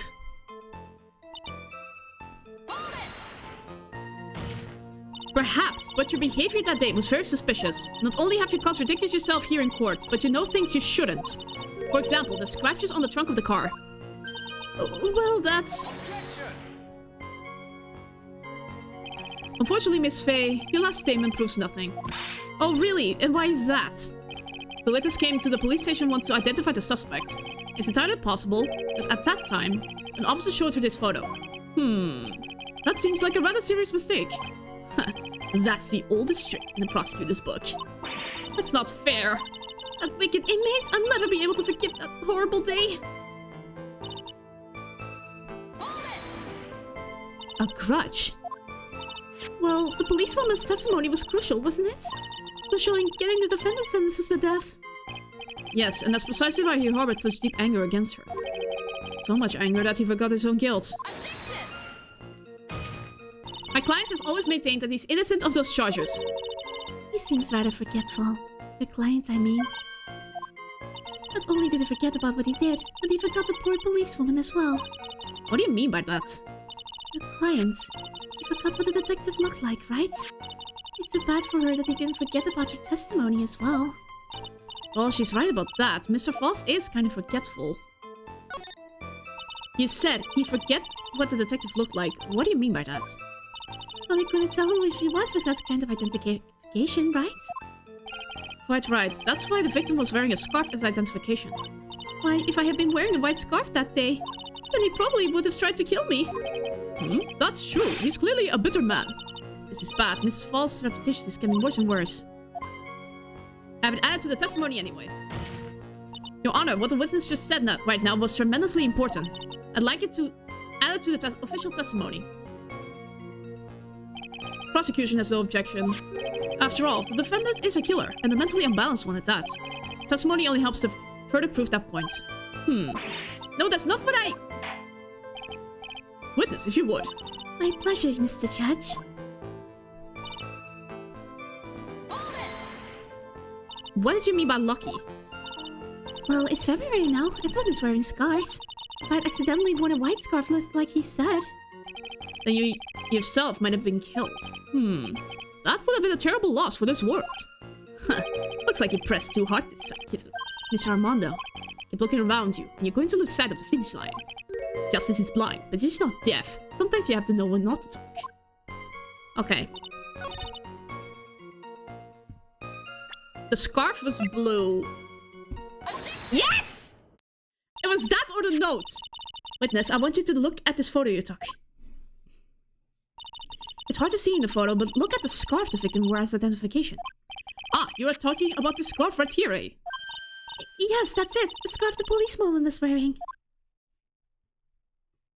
I've got her now. Just don't mess up! But that's strange. In your testimony, you stated the following. I guess I'm lucky I wasn't wearing a white scarf. White? This is the scarf you identified as belonging to the victim. But it certainly doesn't look white to me. Oh. Ha ha ha ha.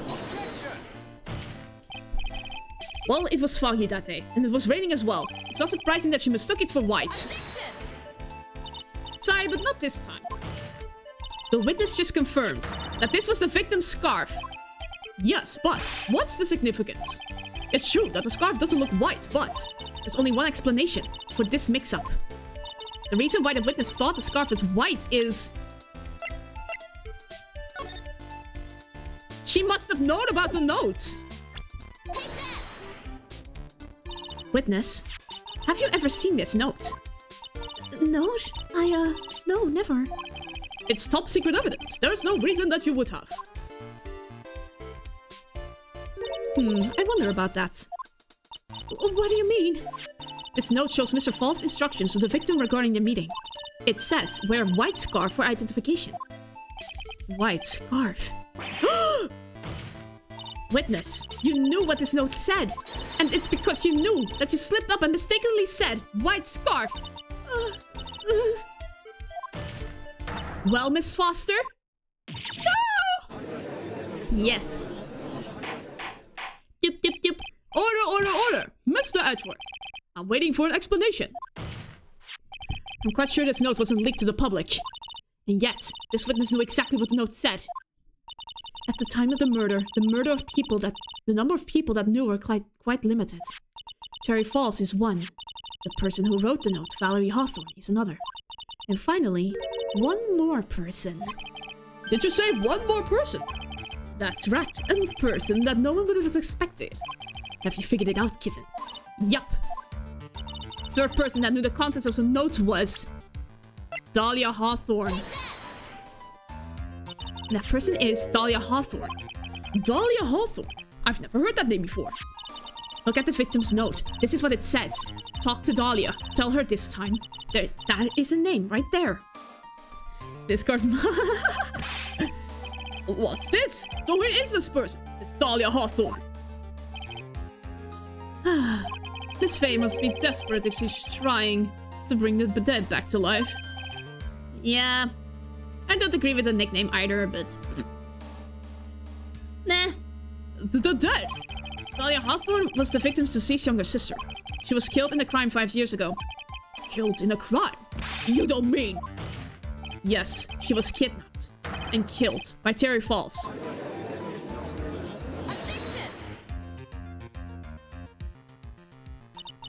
You said she was killed, but was she really? What are you implying? Of course, people thought she had died 5 years ago, when she fell off of Dusky Bridge and was lost in the Eagle River. However, her corpse was never found. She was declared legally dead 5 years ago. As far as the law is concerned, Dahlia Hawthorne is officially dead. But the fact remains that her body was never discovered. Dahlia Hawthorne was 14 years old 5 years ago. If she were still alive, she would be 19 now. Melissa Foster? I believe that's the same age you are.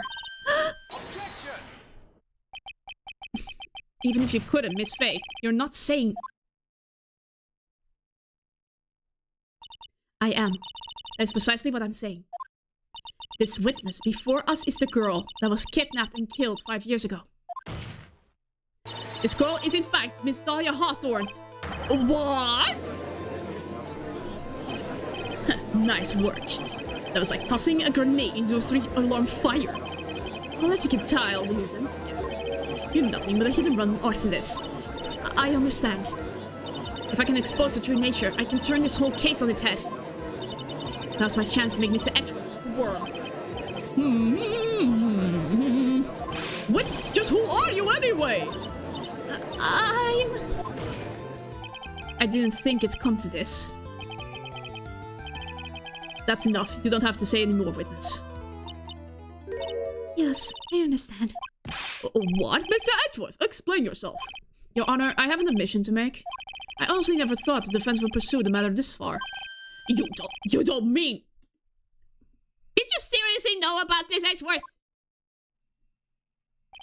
Yes, the prosecutor's office isn't filled with fools, you know. Naturally, we conduct full background checks on all of our witnesses. What did he say? Ha, looks like the kid knew. He knew a true identity from the get-go. No way, but then why? If he hadn't revealed his secret, he wasn't going to say anything about it. All he wanted was a testimony, so he made a little trade. Let me introduce you to the victim's younger sister, Miss Dahlia Hawthorne. Edgeworth! Ah! But I thought she died 5 years ago. We thought so as well. But, well, as you can see... Why? Why did she hide her identity for 5 years? That has nothing to do with the current case. She was merely an accidental witness to a crime. No. Accidental? I don't believe that for a minute. For the last 5 years, she's been playing the role of victim. And now we find her acting suspiciously at the scene of another murder. Really, Miss Faye, I must say your strategy here is painfully obvious. You're trying to pin your client's crime on an innocent witness in order to win. At any cost. How dare you! Please, let us take a moment to think. 5 years ago, this girl was kidnapped and nearly killed. Even worse than that, 5 years later. Dahlia Hawthorne lost something much more precious, her big sister. Miss Faye must be insane, even just that she murdered her. What? I'm inclined to agree with the prosecutor's logic. Miss Faye, do you have any evidence to back up your assertion? What possible reason could this wizard have for killing her beloved sister? Well, you see, I thought I was winning, but somehow he turns it around on me. Ha! I think you need a little push in the right direction, kitten. The defense is prepared to present evidence supporting our claim.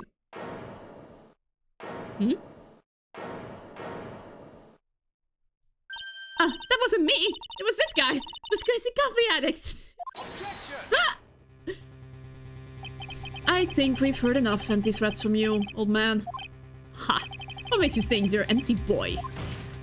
Because your protege looked like she's sweating bullets. I am sweating bullets. You think you're in a tough spot, huh?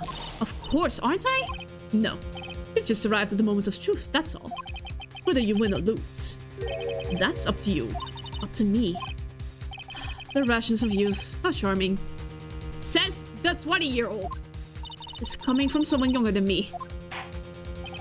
Now then, let's not waste any more time. Miss Faye. What motive would this witness have for murdering her own sister, Valerie Hawthorne?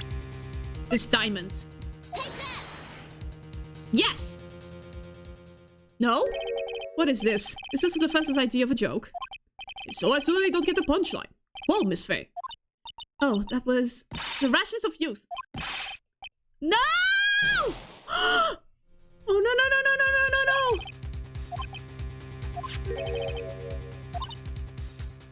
Oh, no, no, no, no, no! I don't know what to do!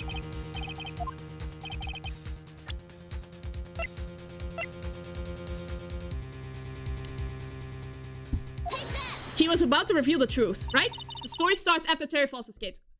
I'm about to die! He called Valerie and told her he wanted to meet. This is a note she left. It says, talk to Dahlia. Tell her this time the whole truth must come out. Valerie Hawthorne gave Dahlia a warning. She told her she was going to reveal to the world the whole truth. The whole truth? There was a dangerously important secret between Valerie and Dahlia. That's the reason Dahlia felt like she had to kill Valerie. To keep her mouth shut permanently. A terrific story, Miss Faye. If you like fiction, that is. Enlighten the court, Miss Faye. What was this secret that was so important? Where's your evidence? Dahlia and Valerie Hawthorne and Terry Falls. There's only one important secret that connects them all. The diamonds. Ah, dang it! I'm thinking ahead, and it's so... Ugh. What testimony? Regarding the kidnapping 5 years ago. We believe it will explain a lot of things. Such as the nature of the important secret between the Hawthorne sisters. Ugh. Very well. I'll grant your request for further testimony. I know it will be painful for you, but can you enlighten us once more, my little maple? Yes, I'll try, Mr. Judge. Put on your charm one more time, Dahlia. This will be the last time you hide your womanly wiles.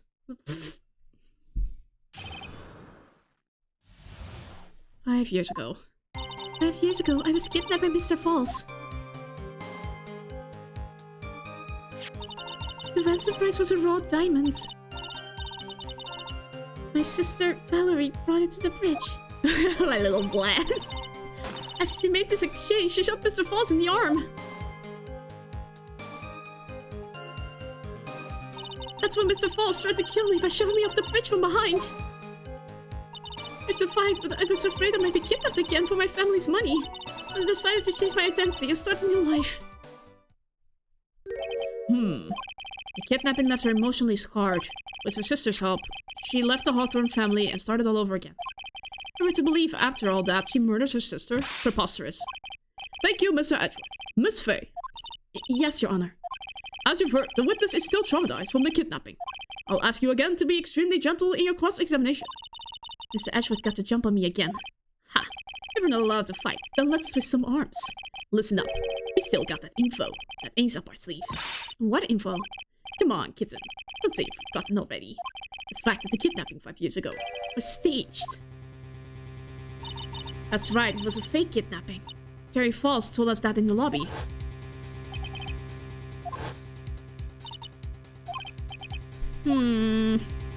Yes, that's it. The fake kidnapping is your best shot, Mia. That's her secret. Okay. Before we do anything, we save. But with only one life left.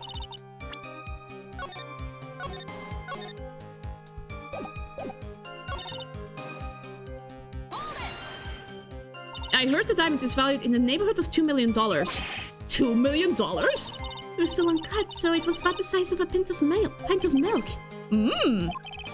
million pint of milk. I don't know what to think about that. The defendant demanded that her sister Valerie make the exchange. As a detective, of course, but that's an individual. By the way, I want to ask you, Mr. Edgeworth, why do you think you wanted to make the exchange up there on that mountain? If you ever got surrounded, it would be hard to escape. There's one thing a kidnapper wants to prevent, and that's police involvement. In a place like that, it would be easy to tell if he was being followed. There's only one entrance to the mountain. He was ensuring his safety. What a wickedly clever man that Mr. Falls is. Yeah, right. It was all your plan. Anyway, Valerie brought the diamond to the mountain and... That was a dangerous thing to do, considering you were being held hostage. Yes, but actually, that saved my life. What do you mean? You see, Mr. Falls was holding a knife in his right hand. Somehow, I just knew he was going to use it. I just knew he was going to use that knife to kill me. That's why my sister shot him. It was to save me.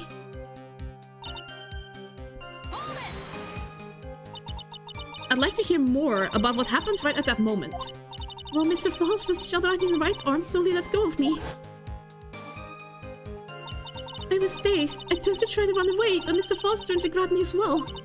As I ran past, he and I locked eyes for a second, and he gave me a large, bloodthirsty grin. Bloodthirsty grin? Oh!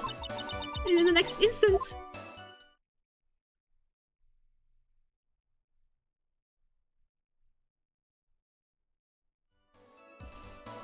I advise the court to remember that the river is 18 feet deep and incredibly swift. I was a strong swimmer, but I was knocked out. When I came to, I had been carried away by the river to a strange place. I'll never forget that day.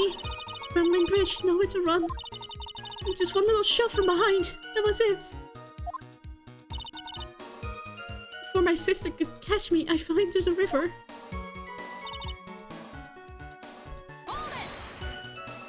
And that's why you hid your identity.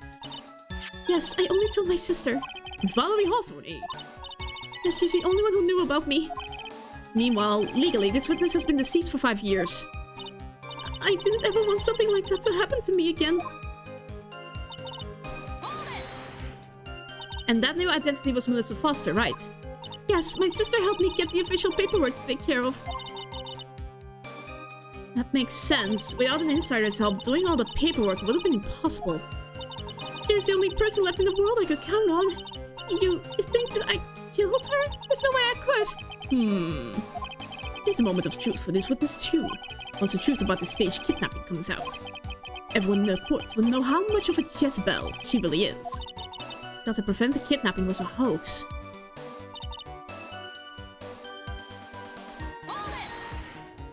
Did you and Mr. Falls have a relationship? Yes, as a tutor. You were tutoring him, Mr. Falls? No, of course not. Don't be ridiculous. Mr. Falls came to the house to tutor me.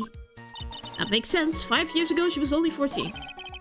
Only came up with the kidnapping plan during that time. The Hawthorns are in the jewelry trade and are quite wealthy, you see. Quite the clever fellow, that Mr. Falls. I hear him, right?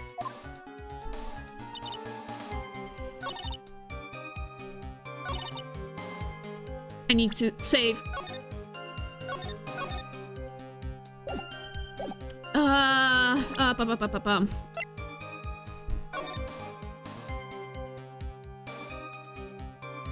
If she shoved you from the bridge from behind.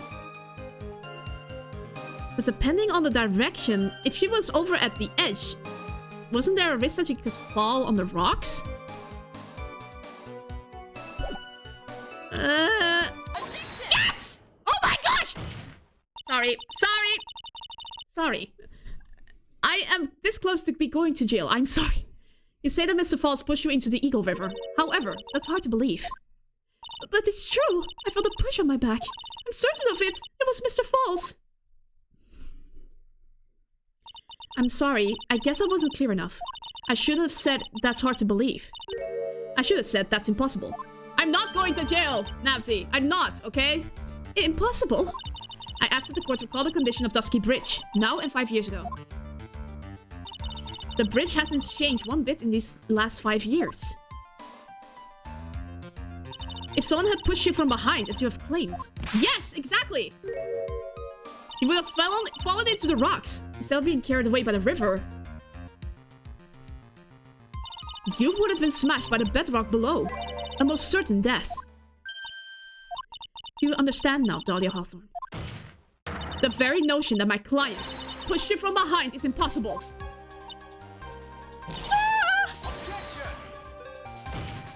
Your Honor, this event occurred 5 years ago. Why, for all we know, the water level in the river may have been higher back then. It's 40 feet from the bridge to the river. A small change in the water level wouldn't have made a difference. Ugh. You're right. If the events occurred just as the witness testified, then the defendant couldn't have pushed the witness into the river. Young lady, what is the meaning of this?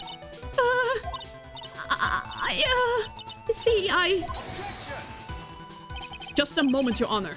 It's true that the witness testified that the defendant pushed her into the river. However, she never stated that she fell from the back end of the bridge. What do you mean? After being shot in the arm, it's plausible that Mr. Falls panicked. Therefore, he could have unwittingly pushed her up to the side of the bridge. If that's true, then she would have fallen into the river. Well, Miss Hawthorne, is Mr. Edgeworth's explanation correct? Now that you mention it, I do remember now, when I fell off the bridge. My skirt got caught among the bridge's side wires. You can't be serious! Order! Order in the court! Seems Miss Faye's assault has finally reached its conclusion. No. I refuse. No, Mia, there's no time to retreat! Unfortunately for you, this is just the start of Miss Faye's assault. What? I believe your reasoning went something like this, Mr. Edgeworth. After being shot in the arm, it's plausible that Mr. Falls panicked. Therefore, he could have unwittingly pushed her off the side of the bridge. However, once again, I'm forced to say that's impossible. Ridiculous. What's so impossible about it? Because your flawed logic contradicts the court record. Oh no.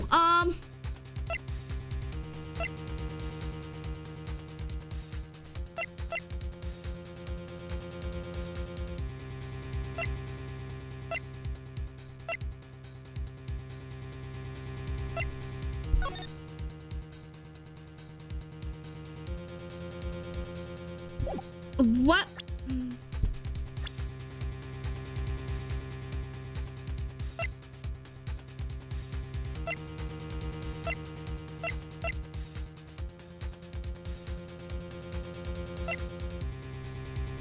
I don't know! Ugh! Come on! There must be something. Come on, come on, come on, come on. Why couldn't they have shoved her from the cliff? Why?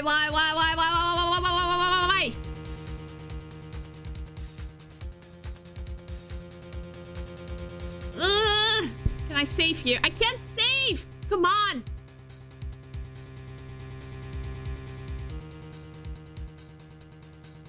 Take that! No! No! No!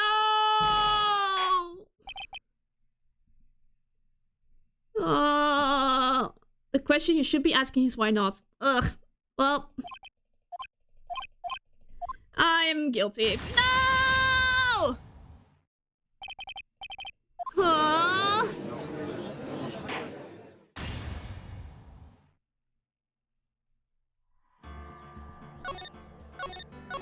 Let's try again. You are guilty indeed. I hate it. I hate it in jail. Well, it's this one.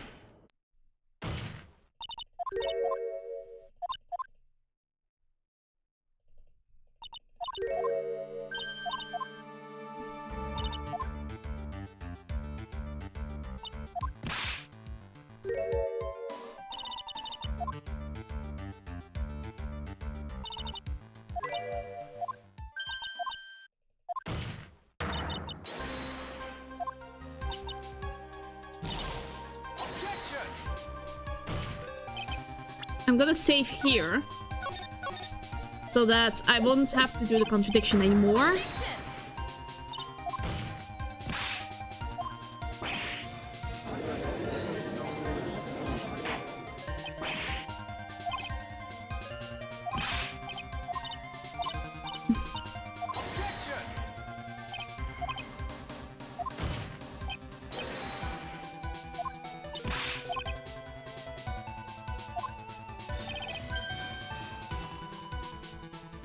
What is the problem with this? What is the problem with this?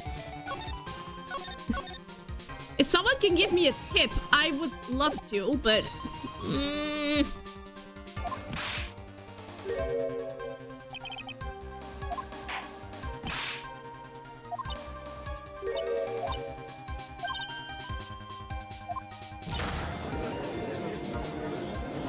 The photos. Also, hi. Hi, Dapple and DC. Order in the court. The photos? Wait. Let me say first. Check the photos again. Let me see.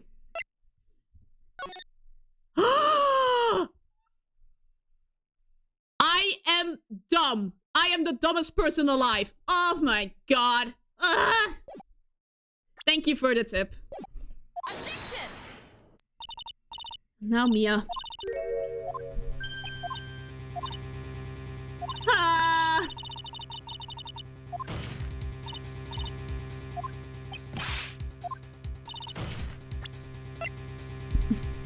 You're not dumb. And it's time to break out of jail. It is this photo, right? Yes, it is this photo. Bingo! The ropes are too high. Your Honor, all the answers are right here in this photo. Take a look at the wires supporting both sides of the bridge. They extend up about 5 feet off the ground. It will be impossible to push someone up from there. No! But let's remember the size and strength of the defendant. Wires like this wouldn't be a problem for him. He could have easily picked up a 14-year-old girl and thrown her over. So young and already so forgetful, Mr. Edgeworth. Mr. Falls had been shot in the right arm. And more importantly, Valerie Hawthorne had her gun trained on him at point-blank range. Ugh. So, Mr. Falls throwing the witness off the bridge. That is clearly impossible. I would have told you the answer, but wanted to see the guilty verdict. Yeah, it's understandable, and I didn't ask for a tip either.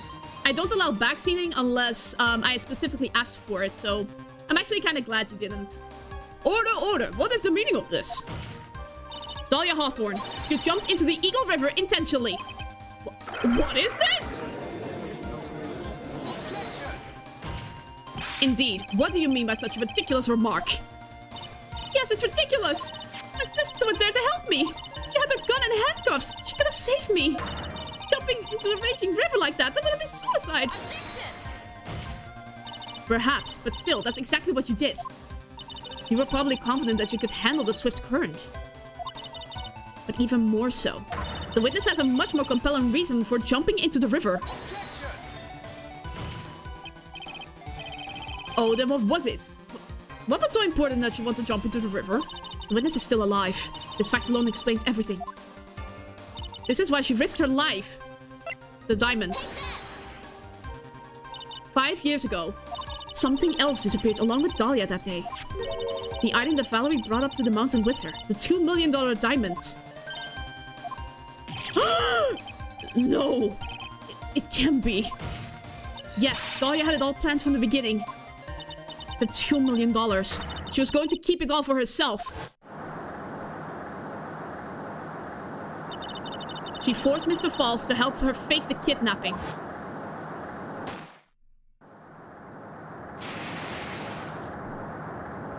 At the last minute, she betrayed him and threw herself into the river.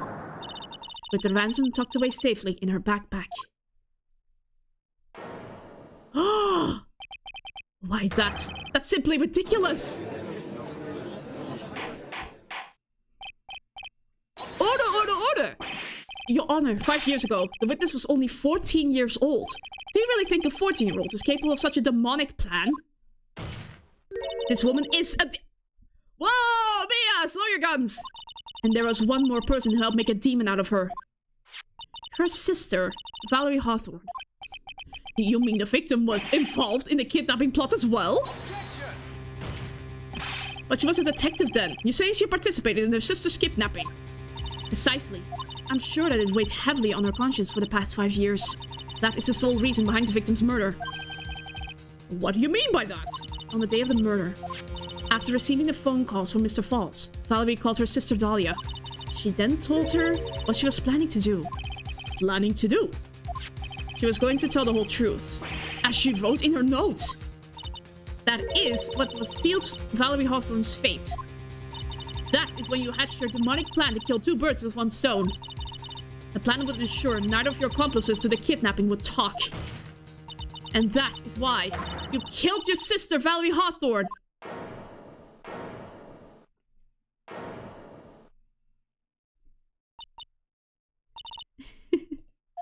Who is that? Living at a time like this? There she is. The demon has revealed herself. Forgive me. It's just hilarious. Witness? Is that you? You amuse me, woman. Miss Mia Fey. You can certainly weave an exciting tale. Naturally, you have the evidence to back it up, don't you? Let me save. Evidence? Evidence that I planned the kidnapping, of course. That at 14, I plotted with Mr. Falls and my sister. Well, And one more thing. What happened to the $2 million diamond? If you can't provide evidence to at least show that. Well, Miss Faye? I don't know. What a joke. You, Miss Faye. Are you stupid or something? You should have put a no backseating tag for your streams. I already put it in my chat rules, but I will consider it for the future. It hasn't failed me yet. How can I prove a fake kidnapping that happened 5 years ago? I don't even have decisive proof of Valerie Hawthorne's murder. Well, it seems that we've come to the end. To be honest, the witness's behavior does raise certain suspicions. However, I am forced to reject the assertions made by the defense. Of course you are. Is this it? Is it really over? That girl has made a fool of me and there's nothing I can do about it. Ha! Without evidence, the trial is over. Who decided that? Mr. Armando? Come on now, kitten. Haven't you figured out that you can make your own rules? For example, even if there's no evidence, there's still testimony.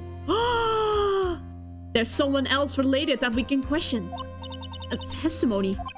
On the day in question, Dahlia Hawthorne murders her sister, Valerie Hawthorne. She hid her body in the trunk of Mr. Fall's stolen car, and then went to meet with him. Disguised as his sister, Valerie Hawthorne. That's what you think, right? Yes, that's right.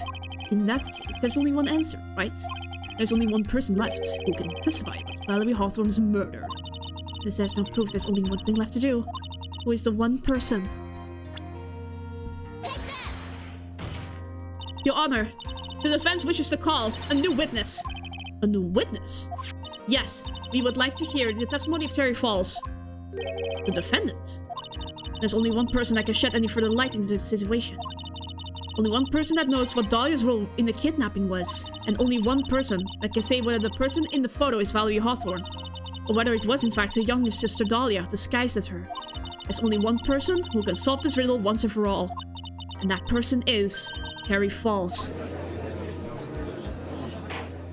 Well, Mr. Edgeworth, what is your take on this? Why not? The prosecution has no objection. Very well. Bailiff, bring the defendant to the witness stand. Final chance. It's my last chance, Mr. Falls. My last chance to establish Dahlia's guilt. You're all I have left.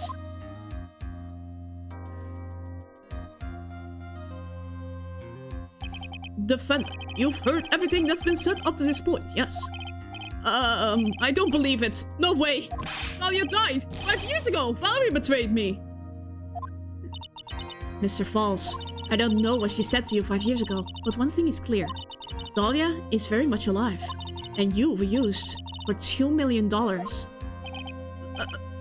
Not true. Mr. Falls, there's only one question I want the answer to. 2 days ago on Dusky Bridge, who did you meet? Was it Valerie Hawthorne, or was it Dahlia Hawthorne? Dahlia, did you betray me? 5 years ago she promised never ever betray each other. Terry. Dahlia, it's true! You're alive! You don't trust me anymore? That makes me sad. Tell the truth. The real truth. I believed in you. I shouldn't need to say it. You should already know. But there's one thing I will say. My life is in your hands right now, Terry. Dahlia?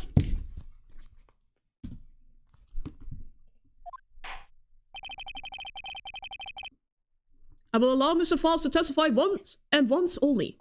Well done, Mr. Falls. Yours will be the final testimony in this trial. Witness. Ah! Ah! I'm sorry! I apologize. Water! Please! Water! Huh? Can't talk. Needs water. Oh well. Guess it'll have to be my coffee instead. At least I'll imagine the way he's probably feeling right now. Darker and bitterer than hell itself. Ah! Okay. Who Terry Falls saw. That day, 4 PM, I stopped the car. I was in front of the bridge. She wasn't there. So I waited on the bridge. I watched my car from the bridge. I never put no body in that car. Finally, one woman came. She stood in front of me. We talked. Then she left. That was Valerie. Not my Dahlia. Mr. Falls, you're covering for her. Do you think she would do the same for you? That's enough, Miss Faye. His last statement was a fitting way to end the final testimony of the trial. Well then, Miss Faye, please proceed with your cross-examination. Is this how you wanted to end, Mr. Falls? Not a guilty verdict to go along with your death sentence? There's only one person who can stop it. You, kitten. I think.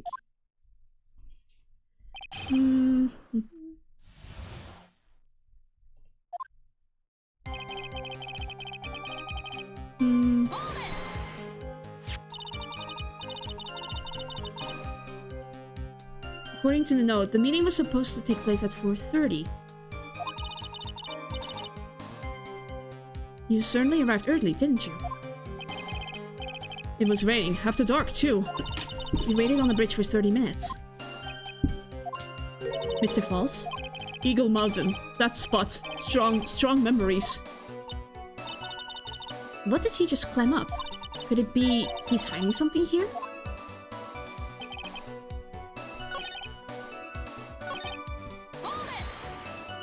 You were quite early, so you waited on the bridge, correct? Yeah, I like waiting. I'm used to it. I'm sure he is. Zipper Boy waited 5 years to ask a single question. To find out why a woman betrayed him. To him, 30 minutes must have been like a blink of an eye.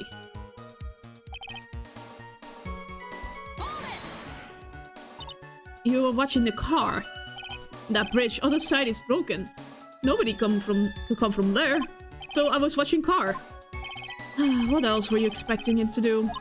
I suppose that's the obvious thing to do, but something's bothering me and getting that feeling. Contradiction? I wonder what's on the other side of the broken bridge anyway. No one lives there. There's a small shrine up on the mountain, but that's it. Anyway, nobody came. No car, nothing.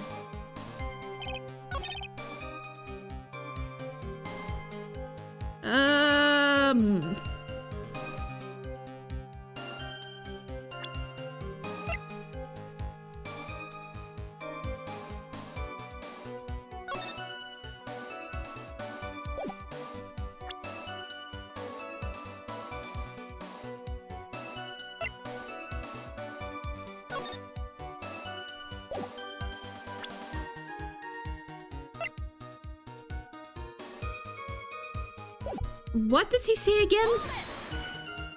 You were watching the car.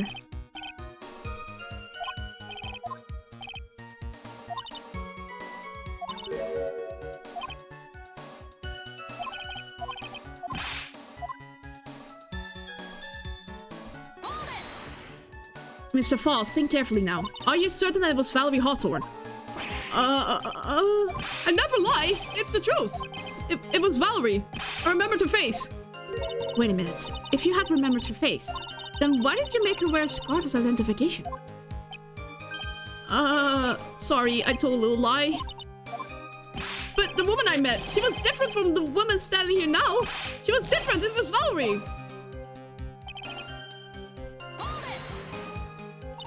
What did you talk to her about anyway? Mr. False. Valerie told the truth about the kidnapping 5 years ago. She said someone needed to take the blame for it. That was all I could think of to do. She said that. That's why she lied. Got me the death penalty. You were satisfied with that answer, witness. Dahlia died. It was my fault. But I don't really remember. Maybe I did push her in. It don't matter no more. Either way, my Dahlia, my sweet... dead. But she just saw that she isn't dead. After Valerie talked to me on bridge, nothing left to live for.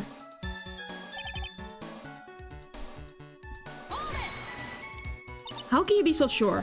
It was raining at the time, and sunset that day was 5 o'clock. It would have already been pretty dark on the mountain at 4:30. Please, Mr. False, this is your last chance. You've already taken the fall once for something you didn't do. That woman. It wasn't Dahlia. Stop right there. One more needs to be said. Even if it means the death penalty. Even if it means taking the blame for murder. Still do whatever is necessary to protect her, won't you, Mr. False? I know it's obvious, but he's clearly lying. He's been cursed by Dahlia Hawthorne. He'll probably go to his grave by still believing in her. Mr. False, even if you can show he's lying, the poor guy will still be cursed. You'll still have to point out the contradiction anyway. That's the curse of being a defense lawyer, I guess.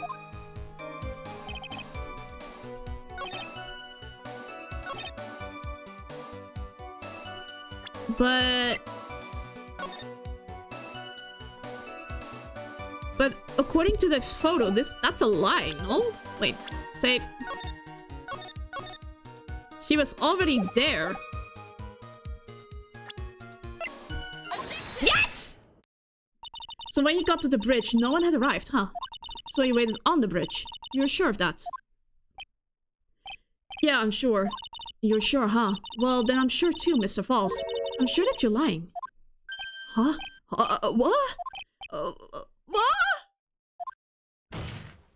Oh, I would love to hear your rationale on this, Miss Faye. You want to know who arrived at the bridge first? Just look at this photo. It's perfectly clear.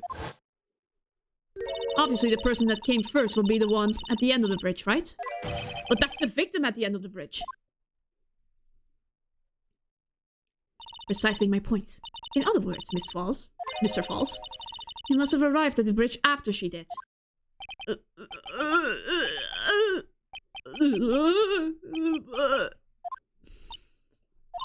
Mr. False, please don't get so worked up. We just want the truth.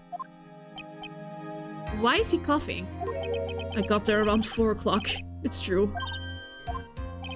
I had somewhere to go. A special place. Did you go to this special place before you went to the bridge? Yeah, it's an old temple about 15 minutes from the bridge. 5 years ago, me and Dahlia, we promised each other. We swore we wouldn't betray each other. She brought a memento to represent our love. A memento? 5 years ago, I hid it under the base of a tree there. It's a special memory for me. This is it. This is what I want to get. This little bottle on the necklace is your memento. I know where this is going. Please don't. It's quite charming, but it looks empty. Your Honor, you heard what my client said.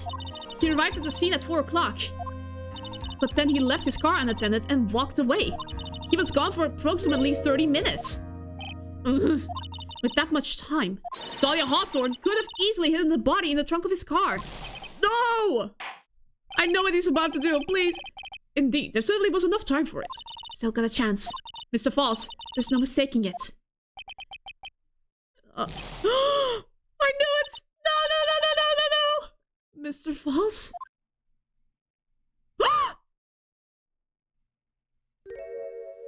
No! He drank the poison! That's enough, please. A witness? I promised her 5 years ago, if it ever happens, that we can trust each other no more, then we're supposed to drink bottle. No! Stop the trial! Your Honor, we need a recess! I was stupid. Couldn't keep promise. So I did it. I drank this. No, we are so close! Just a little more! I was going to prove your innocence! No, don't want that. Don't trust self. baby kill again. Kill sweet Dahlia again. Mr. False! Mr. Armando.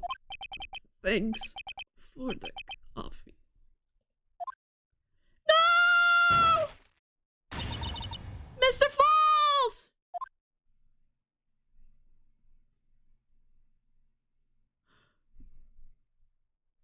No! And so my first trial ended. Suddenly and tragically. It ended with no winners. Only losers. Oh no. I ended up with a wound that got so deep into my soul, I thought it'd never heal. I'm sure it was the same for young prosecutor as well. Edgeworth. But one person. The true criminal. Dahlia Hawthorne. She left the courtroom with a secret smile on her demonically sweet face.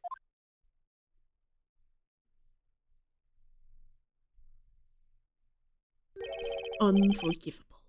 That witch. Miss Armando. We were so close to the truth. It was right there in front of us.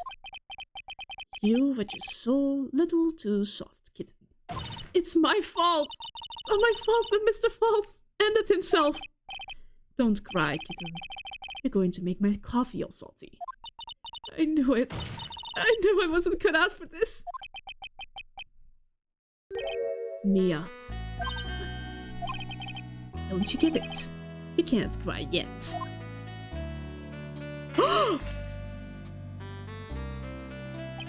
The only time a lawyer can cry, it's when it's all over. Mr. Armando.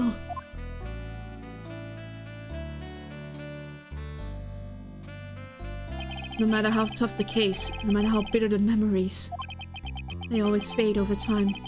Then you file them away and eventually forget them.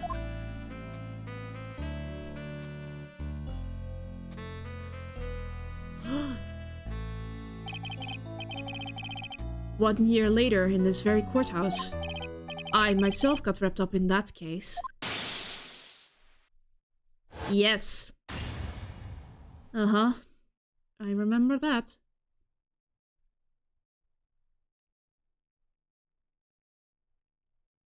Only after that did Dahlia Hawthorne get put on trial for her crimes.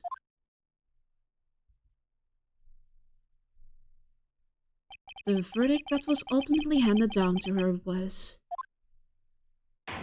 guilty. Guilty, of course. Naturally, when the verdict was read, she had a perfect angelic smile on her face.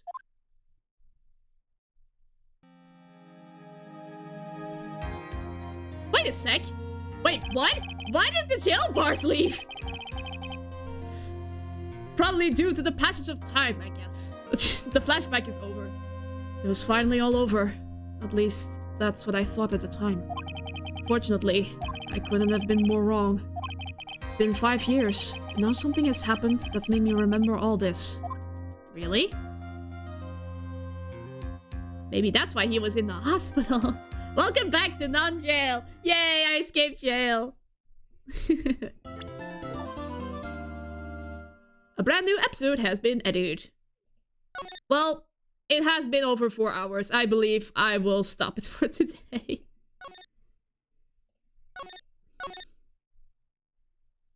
I believe we did a good job today. Last case, best case in all the games. I've heard that. I'm very excited for it. I will be starting that case on Sunday, actually. If you're interested in joining that case. I'm excited. I've heard it all over the internet.